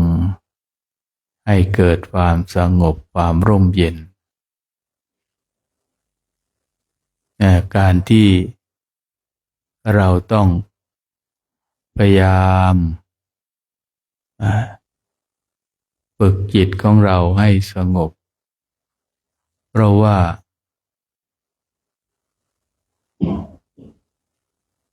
ไม่ว่าเราจะปฏิบัติธรรมกรรมฐานมายาวนานเท่าไหร่แต่ว่าเรายังไม่ได้มีจิตที่หลุดพ้นออกจากกองทุกข์จิตของเรายังพัวพันมัวเมา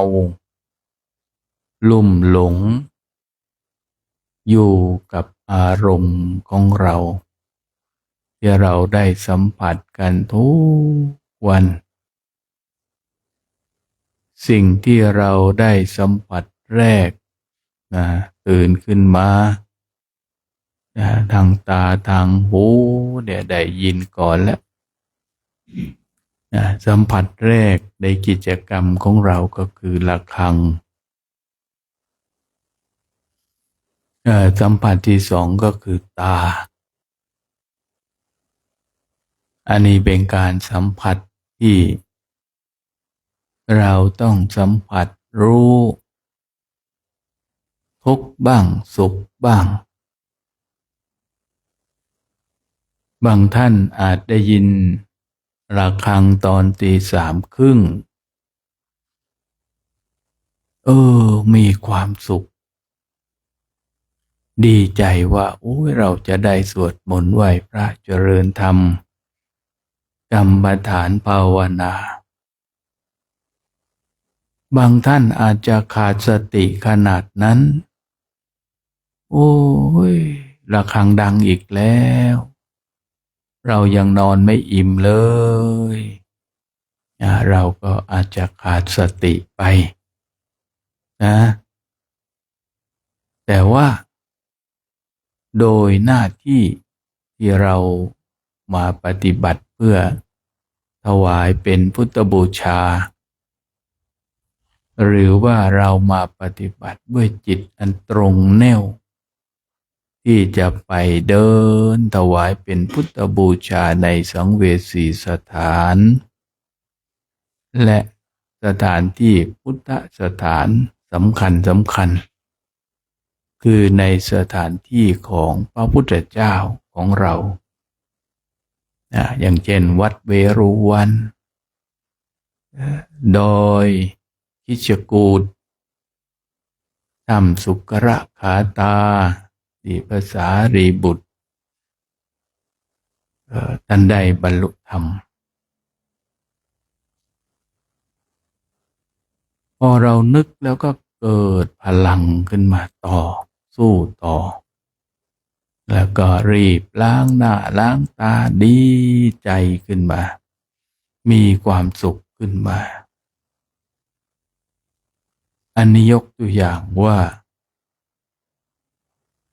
วันเราก็กระทบกับเรื่องพวกนี้แหละมันมีอยู่แค่เรื่องชอบใจก็เรื่องไม่ชอบใจเรื่องชอบใจเราจะให้มีสติมีสัมปชัญญะ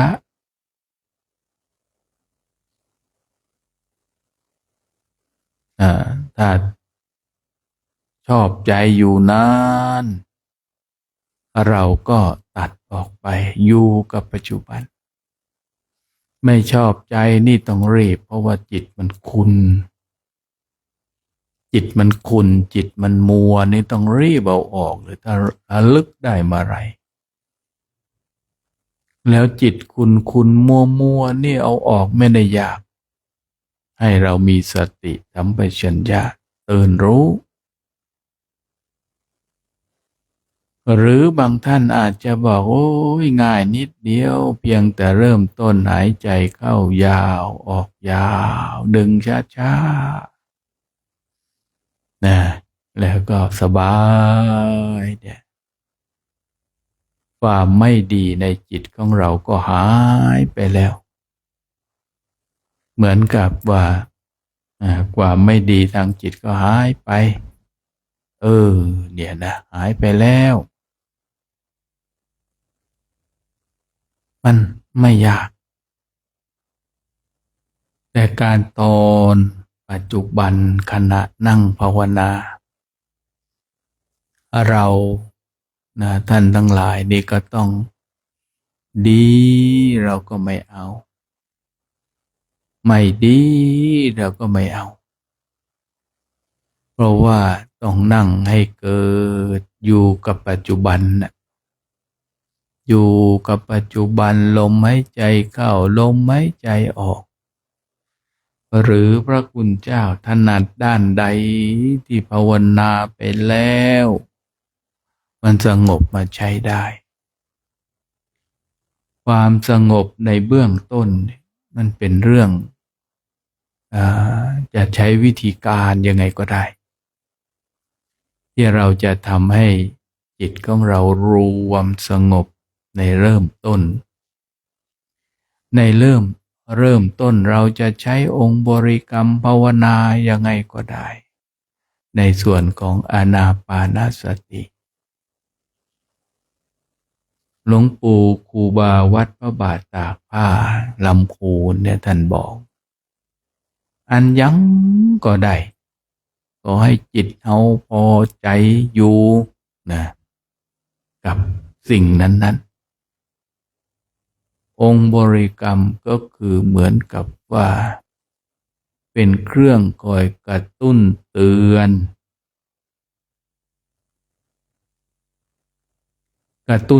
นให้เราระลึกรู้ว่าอ๋อตอนนี้เรากำลังภาวนานะตอนนี้เรากำลังภาวนากำลังดูลมหายใจพอองค์บริกรรมพอขาดสติสัมปชัญญะนี่นะองค์บริกรรมมันจะหายก่อนเนี่ยองค์บริกรรมจะหายก่อนเหลือแต่อะไรสองจิตสองจิตก็คือลมก็เห็นองค์บริกรรมมันก็เห็นแบบไม่เห็นนะอันนี้เขาเรียกว่าจิตยังไม่สงบพอระลึกรู้ก็ให้เราหายใจเข้าหายใจออกสบายแค่นี้จิตเราก็จะหยุดนิ่งอยู่กับปัจจุบันหรือว่าถ้าเราภาวนาไปแล้วพอกำหนดรู้แล้วก็ดูลมก็ไปเลยถ้าเราตัดองค์บริกรรมภาวนาออกไปได้แล้วเนี่ยถ้าเราเห็นลมเฉพาะเบาๆเย็นๆสบายๆ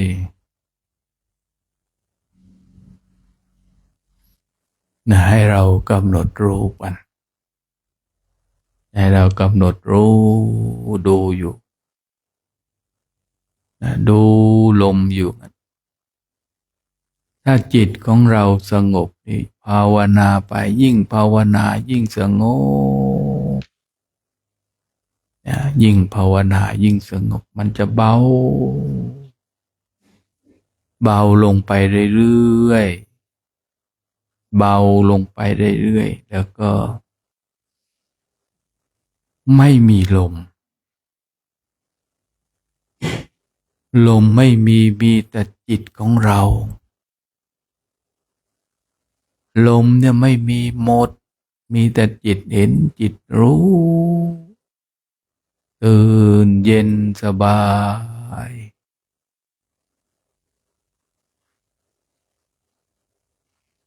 มีจิตรู้ ตื่นเย็นเรียกว่าสงบตั้งแต่ระดับอุปจาระนะอุปจาระก็คือว่าสงบไป10 นาทีจิตก็ถอยออก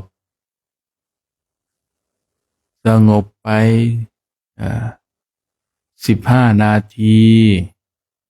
จิตก็ถอยออกถ้าพระคุณเจ้าภาวนาไปเจอลักษณะนี้ก็ให้เราไม่ต้องดีใจถ้าดีใจติดก็จะถอนให้เราเห็นอาการเฉยๆพอเห็นแล้วมันก็จะเกิดพัฒนาการอยู่อย่างนั้นก็เรียกว่าเป็นวสีเข้าภาวนาไป15 นาทีในอุปจาระมีคำถามว่าแล้วจะนานไหมเมื่อออกมาแล้วถ้าว่ากันโดยตามธรรมชาติแล้วก็ออกไม่นาน1 นาที2 นาที3 นาทีเขากลับเข้าไปใหม่อันนี้แหละที่เรียกว่าวสีจนชำนาญในอุปจาระพออุปจาระชำนาญจิตก็จะพัฒนาไปเองถ้าใครบอกว่าไปยกจิตไปทำโน่นทำนี่อันนั้นก็ผิดแต่มันถูกตามตำราแต่ขณะภาวนามันไม่มีคำพูดที่จะไปทำอย่างที่บอกได้ไม่ต้องบอกอย่างนั้นเป็นไปเองโมตามธรรมชาติตามธรรมชาติทั้งหมดภาษาพูดจะเป็นอีกอย่างแต่ภาษาปฏิบัตินี้ก็เป็นอีกแบบรูปของการปฏิบัตินั้นรวดเร็วฉับพลันถ้าเรานึกมันจะเป็นยังไงเนาะถ้าจิตเราไปถึงอย่างนั้นอยากเข้าออกเร็วออกยังไงเป็นยังไงก็ให้เรานึกไอ้นี่ไงนึกถึงเราเห็นความเกิดความดับความชอบใจแต่มันเกิดปุ๊บปั๊บปุ๊บปั๊บดับไปอะไรทำนองนี้เกิดดับทางนั้นเท่านั้นเลยยังไม่มีอะไรมากจิตของเราก็แบบเดียวกันถอยเข้าถอยออกเพื่อให้จิตของเรานี่พัฒนาดีขึ้นเพียงแต่ว่าเมื่อเข้าไปแล้วเจอแล้วก็อย่าไปดีใจให้วางใจเฉยหรือที่เรารู้กันว่าอุเบกขานั่นแหละในปฐมฌานถ้าไปถึงอัปปนาก็เป็นปฐมฌานก็จะเป็นอุเบกขาเราก็รู้อยู่อย่างเงี้ยเราก็รู้ในเบื้องต้นจิตสงบจิตไม่สงบจิตถอยเข้าจิตถอยออกจิตเป็นอะไรก็แล้วแต่ให้เรารู้อยู่แค่นั้นเองพอจะเรียกว่าอุเบกขาในเบื้องต้นเล็กๆถึงที่สุดแล้วเราสามารถทำให้ใหญ่ให้โตไปได้ทำให้โตเจริญรุ่งเรืองนี่คือส่วนสำคัญเป็นส่วนสำคัญให้เราทุกท่านว่าในการภาวนาเราจะไปคิดว่า โอ้ยตอนนี้เป็นสมถะเราจะไปคิดว่าตอนนี้เป็นอัปปนาเป็นวิปัสสนาอันนี้เขาเรียกว่าเป็นอะไรเป็นวิปัสสนึกนั่งนึกเอาเพราะอ่านเยอะฟังเยอะเป็นไปแต่ถ้าโดยธรรมชาติเราจะมากำหนดกฎเกณฑ์เป็นโน่นเป็นนี่อย่างนั้นอย่างนี้ไม่ได้ตามกำหนดกฎเกณฑ์นะจะก็ว่ากันไปตามวิถีของธรรมชาติภาวนาเราจะไปให้เป็นอย่างโน้นเป็นอย่างนี้ไม่ได้นะถ้าภาวนาแบบพระพุทธเจ้าเจริญตามธรรมชาติทุกอย่างเกิดขึ้นตั้งอยู่ดับไปเกิดขึ้นตั้งอยู่ดับไปอยู่อย่างเงี้ยเห็นทั้งสมถะไปเรื่อยๆเห็นสมถะก็คือเห็นความสงบเห็นความสงบก็เหมือนกับว่าเราเป็นผู้เห็นเป็นผู้นั่งใกล้ในส่วนของวิปัสสนาวิปัสสนาคือการรู้แจ้งชัดเจนต่ออารมณ์นั้นๆที่เกิดขึ้นนะแล้วก็เป็นวิปัสสนาจะเกิดขึ้นก็โดยมากก็จะเกิดเห็นถึงความไม่เที่ยงความเปลี่ยนแปลงเป็นปัญญาแจ้งชัดเกิดขึ้นมาเองเราไม่ต้องไปกำหนดกฎเกณฑ์ว่าโอ้ยตรงนั้นเป็นเวทนาตรงนั้นเป็นสมถะตรงนี้เป็นวิปัสสนาให้จิตของเราพระคุณเจ้าสงบเย็นจิตสบายนะให้จิตของเรานี่มันสบายสงบร่มเย็นอยู่กับตัวเองเราไม่ต้องไปเชื่อใครไม่ต้องไปฟังใครถ้าเราเห็นเราจะตอบความลังเลสงสัยกับตัวของเราเองได้ให้เราฝึกไปเรื่อยๆเรายังไม่หมดกิเลสแล้วยังไม่ต้องมาฝึกอยู่งี้ตั้งแต่สมถะวิปัสสนาเราจะเกิดขึ้นเนี่ยเริ่มต้นให้จิตของเราสงบก่อนสงบได้อย่างไรพอนะให้จิตของเราสงบดูให้สงบได้อย่างไรบ้าง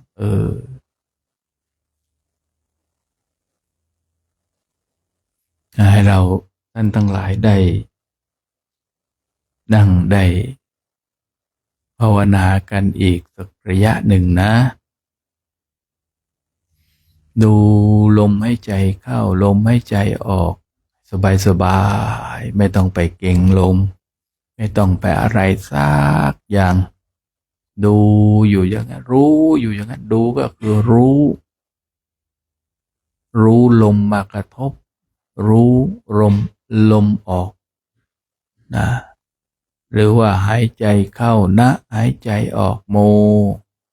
นะโมนะโมอยู่ในใจของเราให้เผื่อใจของเรามันจะได้ตื่นขึ้นมาจากความหลงอารมณ์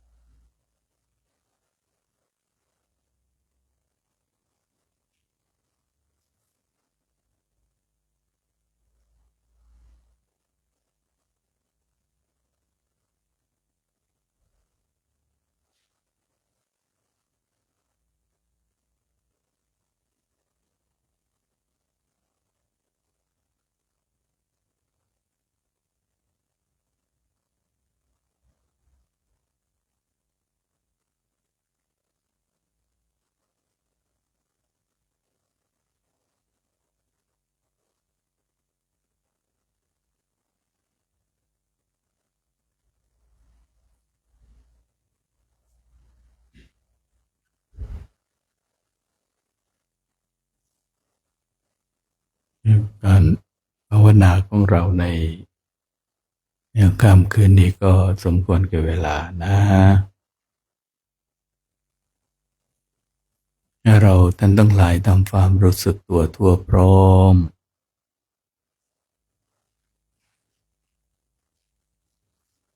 จะได้แผ่เมตตาพร้อมกันอีกที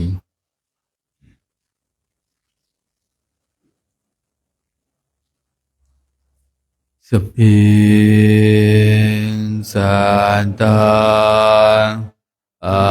เวราหุนตุขอสัพพสัตว์ทั้งหลายทั้งปวงที่เป็นเพื่อนทุกข์เกิดแก่เจ็บตายด้วยกันทั้งหมดทั้งสิ้นจงเป็นสุขเถิดอย่าได้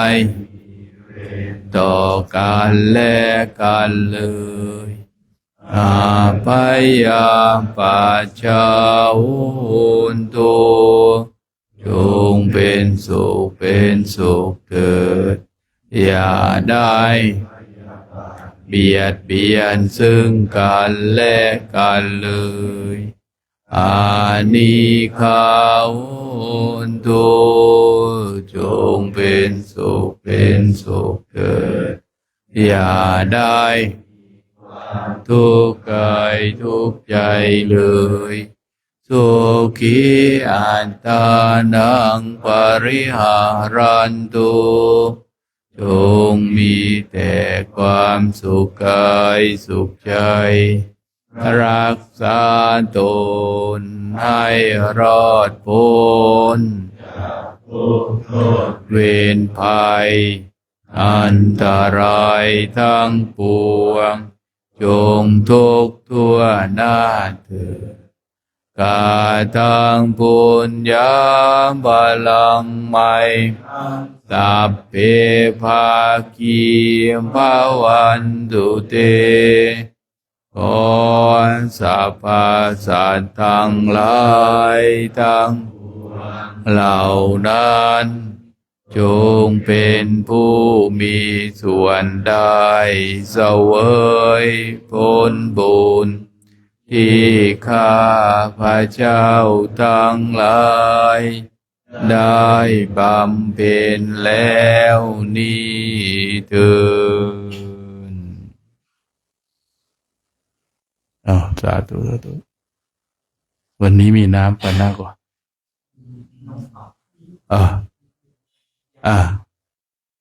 นิมนต์ดี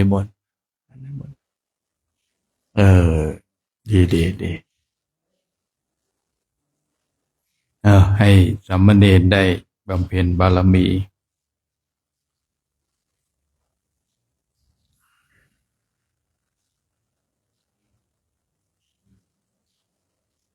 วันนี้เห็นว่าคุณเจ้าแล้วโอ้ดีเนาะเห็นแล้วก็ยังเห็นหน้าพระคุณเจ้าอยู่โอ้ยดีใจวันนี้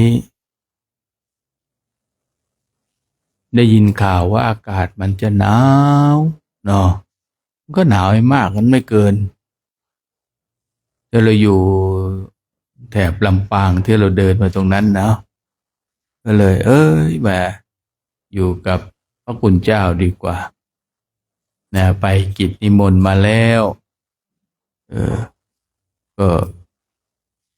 พอดีไปกิจนิมนต์มาพอดีช่วงนี้นะพระคุณเจ้าผมจะคุยสรรพคุณร่างกายที่เกิดมานานเดือนนี้เป็นเดือนหาหมอของผมมันเนี่ย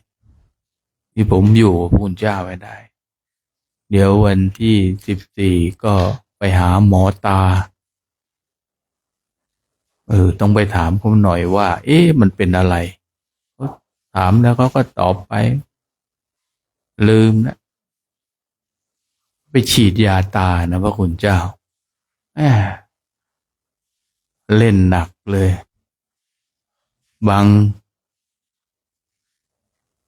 เคยมีโยมบางคนก็ถามว่าทำไมครูบาอาจารย์เขาเป็นโรคที่มันสลับซับซ้อนมันยุ่งยาก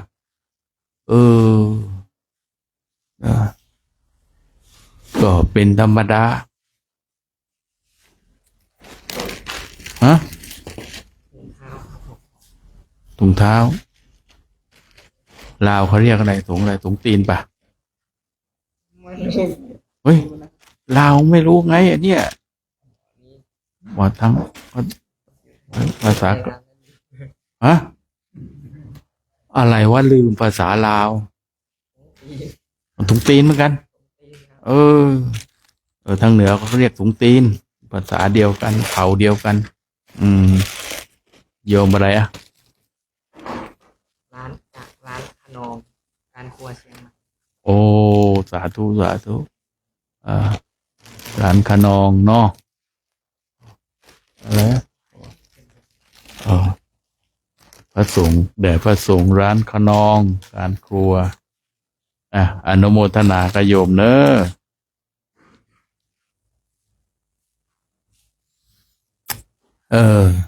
คุยเรื่องสุขภาพหน่อยหนึ่งเนาะเป็นเรื่องอุทาหรณ์เตือนใจมันก็ต้องป่วยเป็นธรรมดาโอ้ยพระคุณเจ้าแล้วยาที่ฉีดเข้าตาก็ไม่ใช่เข็มบาท2 บาทเข็มเป็นหมื่นเนี่ยนะโอ้ผมก็นึกถ้าเราไม่บวชนี่แย่เลยเนี่ยบอดแน่นอนเนาะแล้วพอโรคต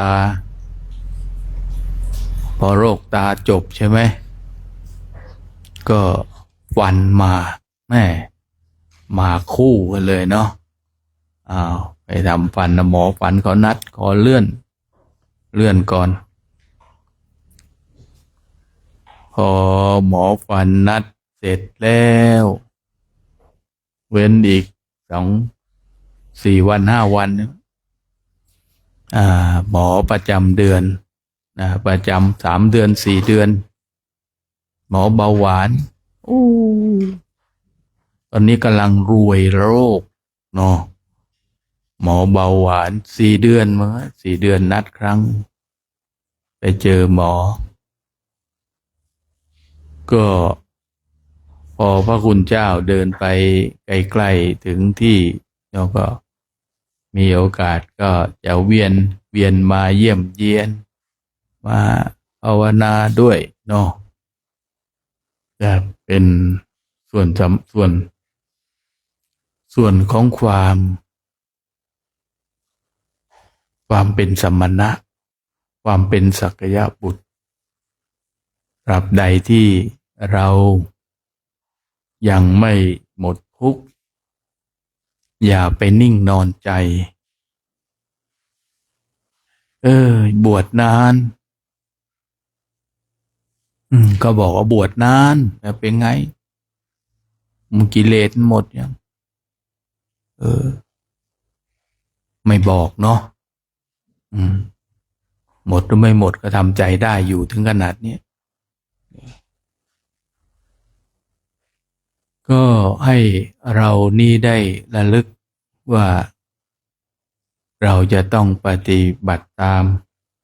ในส่วนที่เป็นคำสอนขององค์สมเด็จพระสัมมาสัมพุทธเจ้าเราเดินเนี่ยพระคุณเจ้าเดินกันอย่างเงี้ยเป็นการประกาศพระศาสนาเดินพระคุณเจ้าเดินประกาศพระศาสนา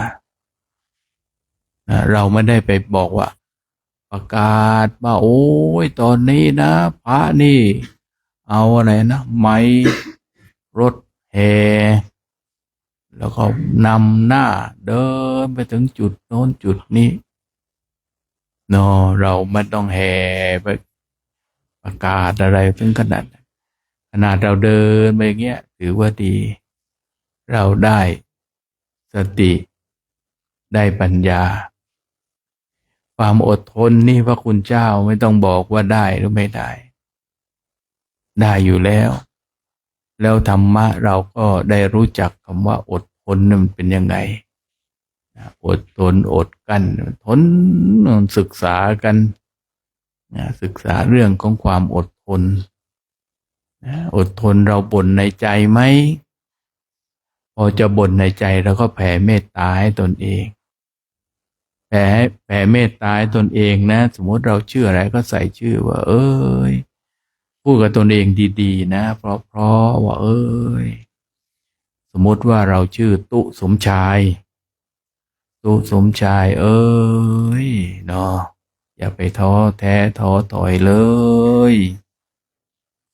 เมื่อชาติก่อนเธอก็ท้อแท้ท้อถอยเป็นอย่างนี้นะชาตินี้เธอจงอดทนแล้วก็ขอให้สมชายเป็นสุขนะมีความสุขกับการเดินมีความสุขกับการอยู่ร่วมกับหมู่คณะให้สมชายไม่ต้องไปมีจิตอาฆาตโกรธเกลียดผู้อื่นเลยเพราะการโกรธเกลียดอาฆาตผู้อื่นก็คือการประทุษร้ายตนเองทำให้สมชายต้องจิตใจเศร้าหมองอันนี้เขาเรียกว่าโอวาทตนเองแผ่เมตตาตนเองก็ได้เหมือนกับโยมที่จะไปบวชด้วยก็ใส่ชื่อตนเองไปนะกลุ่มแม่ชีก็เหมือนกันนะโอ้ยค่อยบ่ไหวแล้วมันเป็นยังก็แผ่ให้เราเป็นสุขนะการแผ่เมตตาพระคุณเจ้าในแบบเนี่ยเขาทำเป็นรูปแบบเอาไว้ถามว่าถูกต้องไหมก็ถูกต้องเป็นรูปแบบให้เราศึกษาแต่การแผ่เมตตามันแผ่เมตตาได้ตลอดให้กับตนเองความโกรธมันยังไม่มาเป็นเวลาเนี่ยถือว่าความโกรธมันมา6 โมงเช้าแต่มันไม่มาแล้วมันมาอีกวัน6 โมงเช้านั่นไม่ใช่ขาดสติเมื่อไหร่ก็โกรธเมื่อนั้นอันเนี้ยเราก็แผ่เมตตาให้กับตนเองบ่อยๆใจของเราก็จะสบายนะที่พูดถึงแผ่เมตตานี่พระคุณเจ้าเนี่ยอวดอุตริมุขธรรมรู้ไหมเนี่ยทำมาแล้วเจอมาแล้วสบายเนาะเรื่องของเรื่องเราอยู่เป็นสุข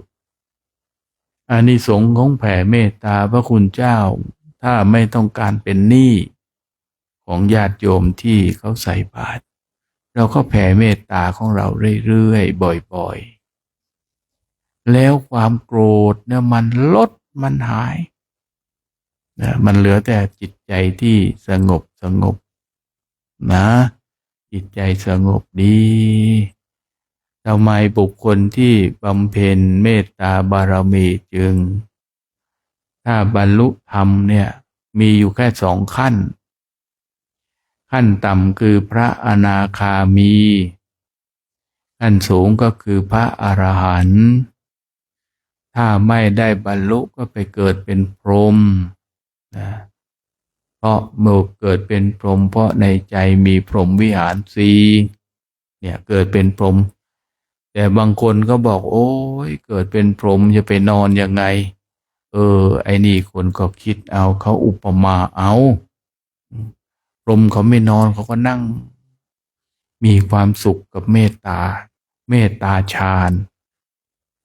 นะเมตตาฌานก็มีความสุขสงบอยู่อย่างเนี้ยพระคุณเจ้าแผ่เมตตาให้ตนเองเยอะๆนะนึกว่าวัฏฏะสงสารอีกยาวไกลเนอะยกตัวอย่างว่าถ้าชื่อสมชายก็สมชายเอ้ยถ้าเธอไม่สงสารตัวเธอเองเธ ธอเคยต้องกลับมาทุกข์อยู่ในสภาพนี้หรืออาจจะทุกข์มากกว่านี้ เพราะชาตินี้เธอโชคดีที่ได้บวชได้มีโอกาสมาเดินมาภาวนา มันทุกข์แค่เนี้ยมันยังน้อยไปเนาะเรานึกอยู่เงี้ยแพ้ให้กับตนเองเดินไปน่ะของมันอีลุงตุงนังนะที่ตัวของเราแล้วก็แพ้ตัวเองเมื่อจิตเราท้อแท้ท้อถอยเหนื่อยล้าเราก็แพ้ไปอย่างเนี้ยให้ใจของเราสงบเย็นเมื่อใจของเราบางคนก็แผ่เมตตาเป็นตัณหาคืออยากได้เนี่ยอยากได้ให้คนเอาของมาถวายเอาอยากได้หรือว่าแผ่เมตตากับไอ้คนที่มันด่าเรามันก็ยังโกรธเราเหมือนเดิมไอ้นี่ก็เรียกว่าแผ่เมตตาด้วยตัณหาเราแผ่เมตตานี่เราไม่ต้องให้ใครว่าใครจะชอบใจหรือใครจะไม่ชอบใจก็ขอให้เรามีเมตตากับตนเองถ้าเราไม่มีเมตตากับตนเองนะแล้วเราจะไปมีเมตตาคนอื่นยังไงนะอย่างเช่นว่าทำไมหลังภาวนาครูบาอาจารย์ท่านถึงผาแผ่เมตตาเพราะใจมันสงบบางท่านนะแล้วแผ่ตรงนี้ก็จะได้เป็นพลังนะให้เกิดมีอำนาจของเมตตามันอยู่ในจิตเรานานๆนะก็อนุโมทนาพระคุณเจ้าอนุโมทนากับญาติโยมทุกท่านที่อยู่ทางบ้านทางจองที่ได้ชมกันอยู่ก็ขอให้มีความสุขความเจริญกับญาติโยมที่ได้ร่วมมาสวดมนต์ไหว้พระนะกันและให้มีความสุขความเจริญกันทุกผู้ทุกคนจนถึงที่สุดแล้วให้ได้เข้าถึงฝั่งของพระนิพพานด้วยเถิดญาติโยมร้านขนองเนาะการครัวที่ได้เป็นเจ้าภาพด้วยเนาะถวายถุงเท้าให้กับพระคุณเจ้าก็ขออนุโมทนานะก็ขอให้รุ่งเรืองประดุจดังที่พระคุณเจ้าใช้แล้วดับเวทนาป้องกันเวทนาใหม่ก็คือการเป็นไข้เพราะว่าเท้ายังมีบทสวดว่าเบื้องบนแต่ปลายเท้าขึ้นมาที่อยู่เบื้องบนเนี่ยเท้าของเราเนี่ยอยู่เบื้องบนไม่ใช่เป็นสิ่งที่น่าเรารังเกียจอย่างเช่นว่ารองเท้าของเราถุงเท้าของเราที่คนโบราณเขาให้เก็บไว้ดีนะมันจะหายจริงๆเนี่ยมันอยู่ส่วนเบื้องบนอนุโมทนากับญาติโยมด้วยเพราะว่าเท้าเนี่ยมันพาพระคุณเจ้าให้ได้บรรลุเป้าหมายนะถ้าไม่ได้ถุงเท้าก็ลำบากเหมือนกันเนาะอนุโมทนาที่ให้เป็นส่วนหนึ่งในการสนับสนุนให้พระคุณเจ้าได้เดินเข้าสู่เป้าหมายให้ถึงที่หมายนะแล้วก็ญาติโยมก็ที่ได้ค้าขายก็ให้รุ่งเรืองตั้งเป้าหมายปีละเท่าไรก็ขอให้สำเร็จประโยชน์ในการทุกเมื่อด้วยเถิดสัพพโรกาวินิโมนโต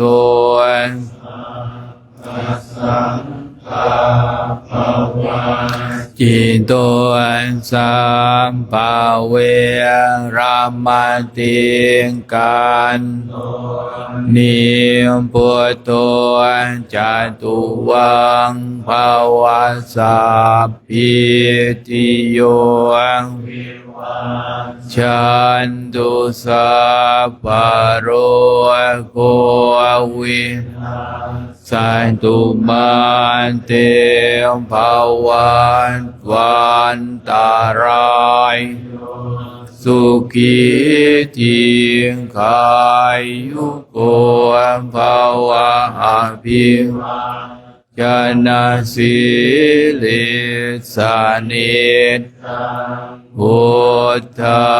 ปัจจายโนจันตังธร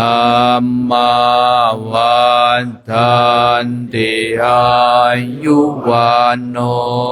สุขังภะลังกับพระไหว้พระกัน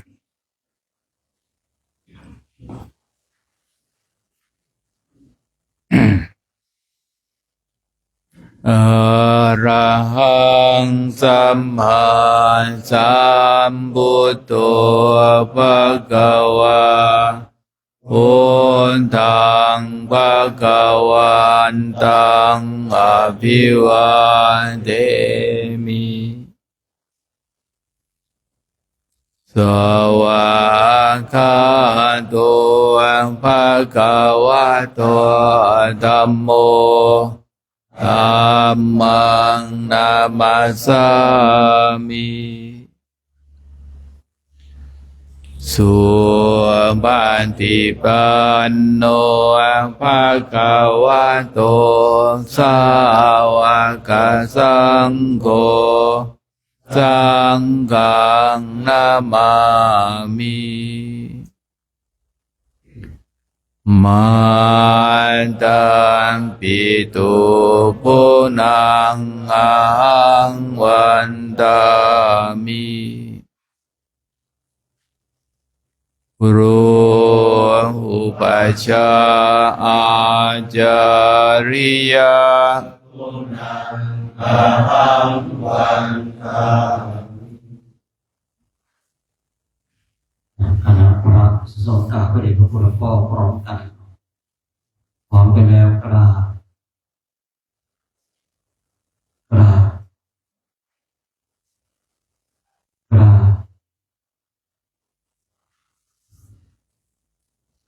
บสาธุสาธุ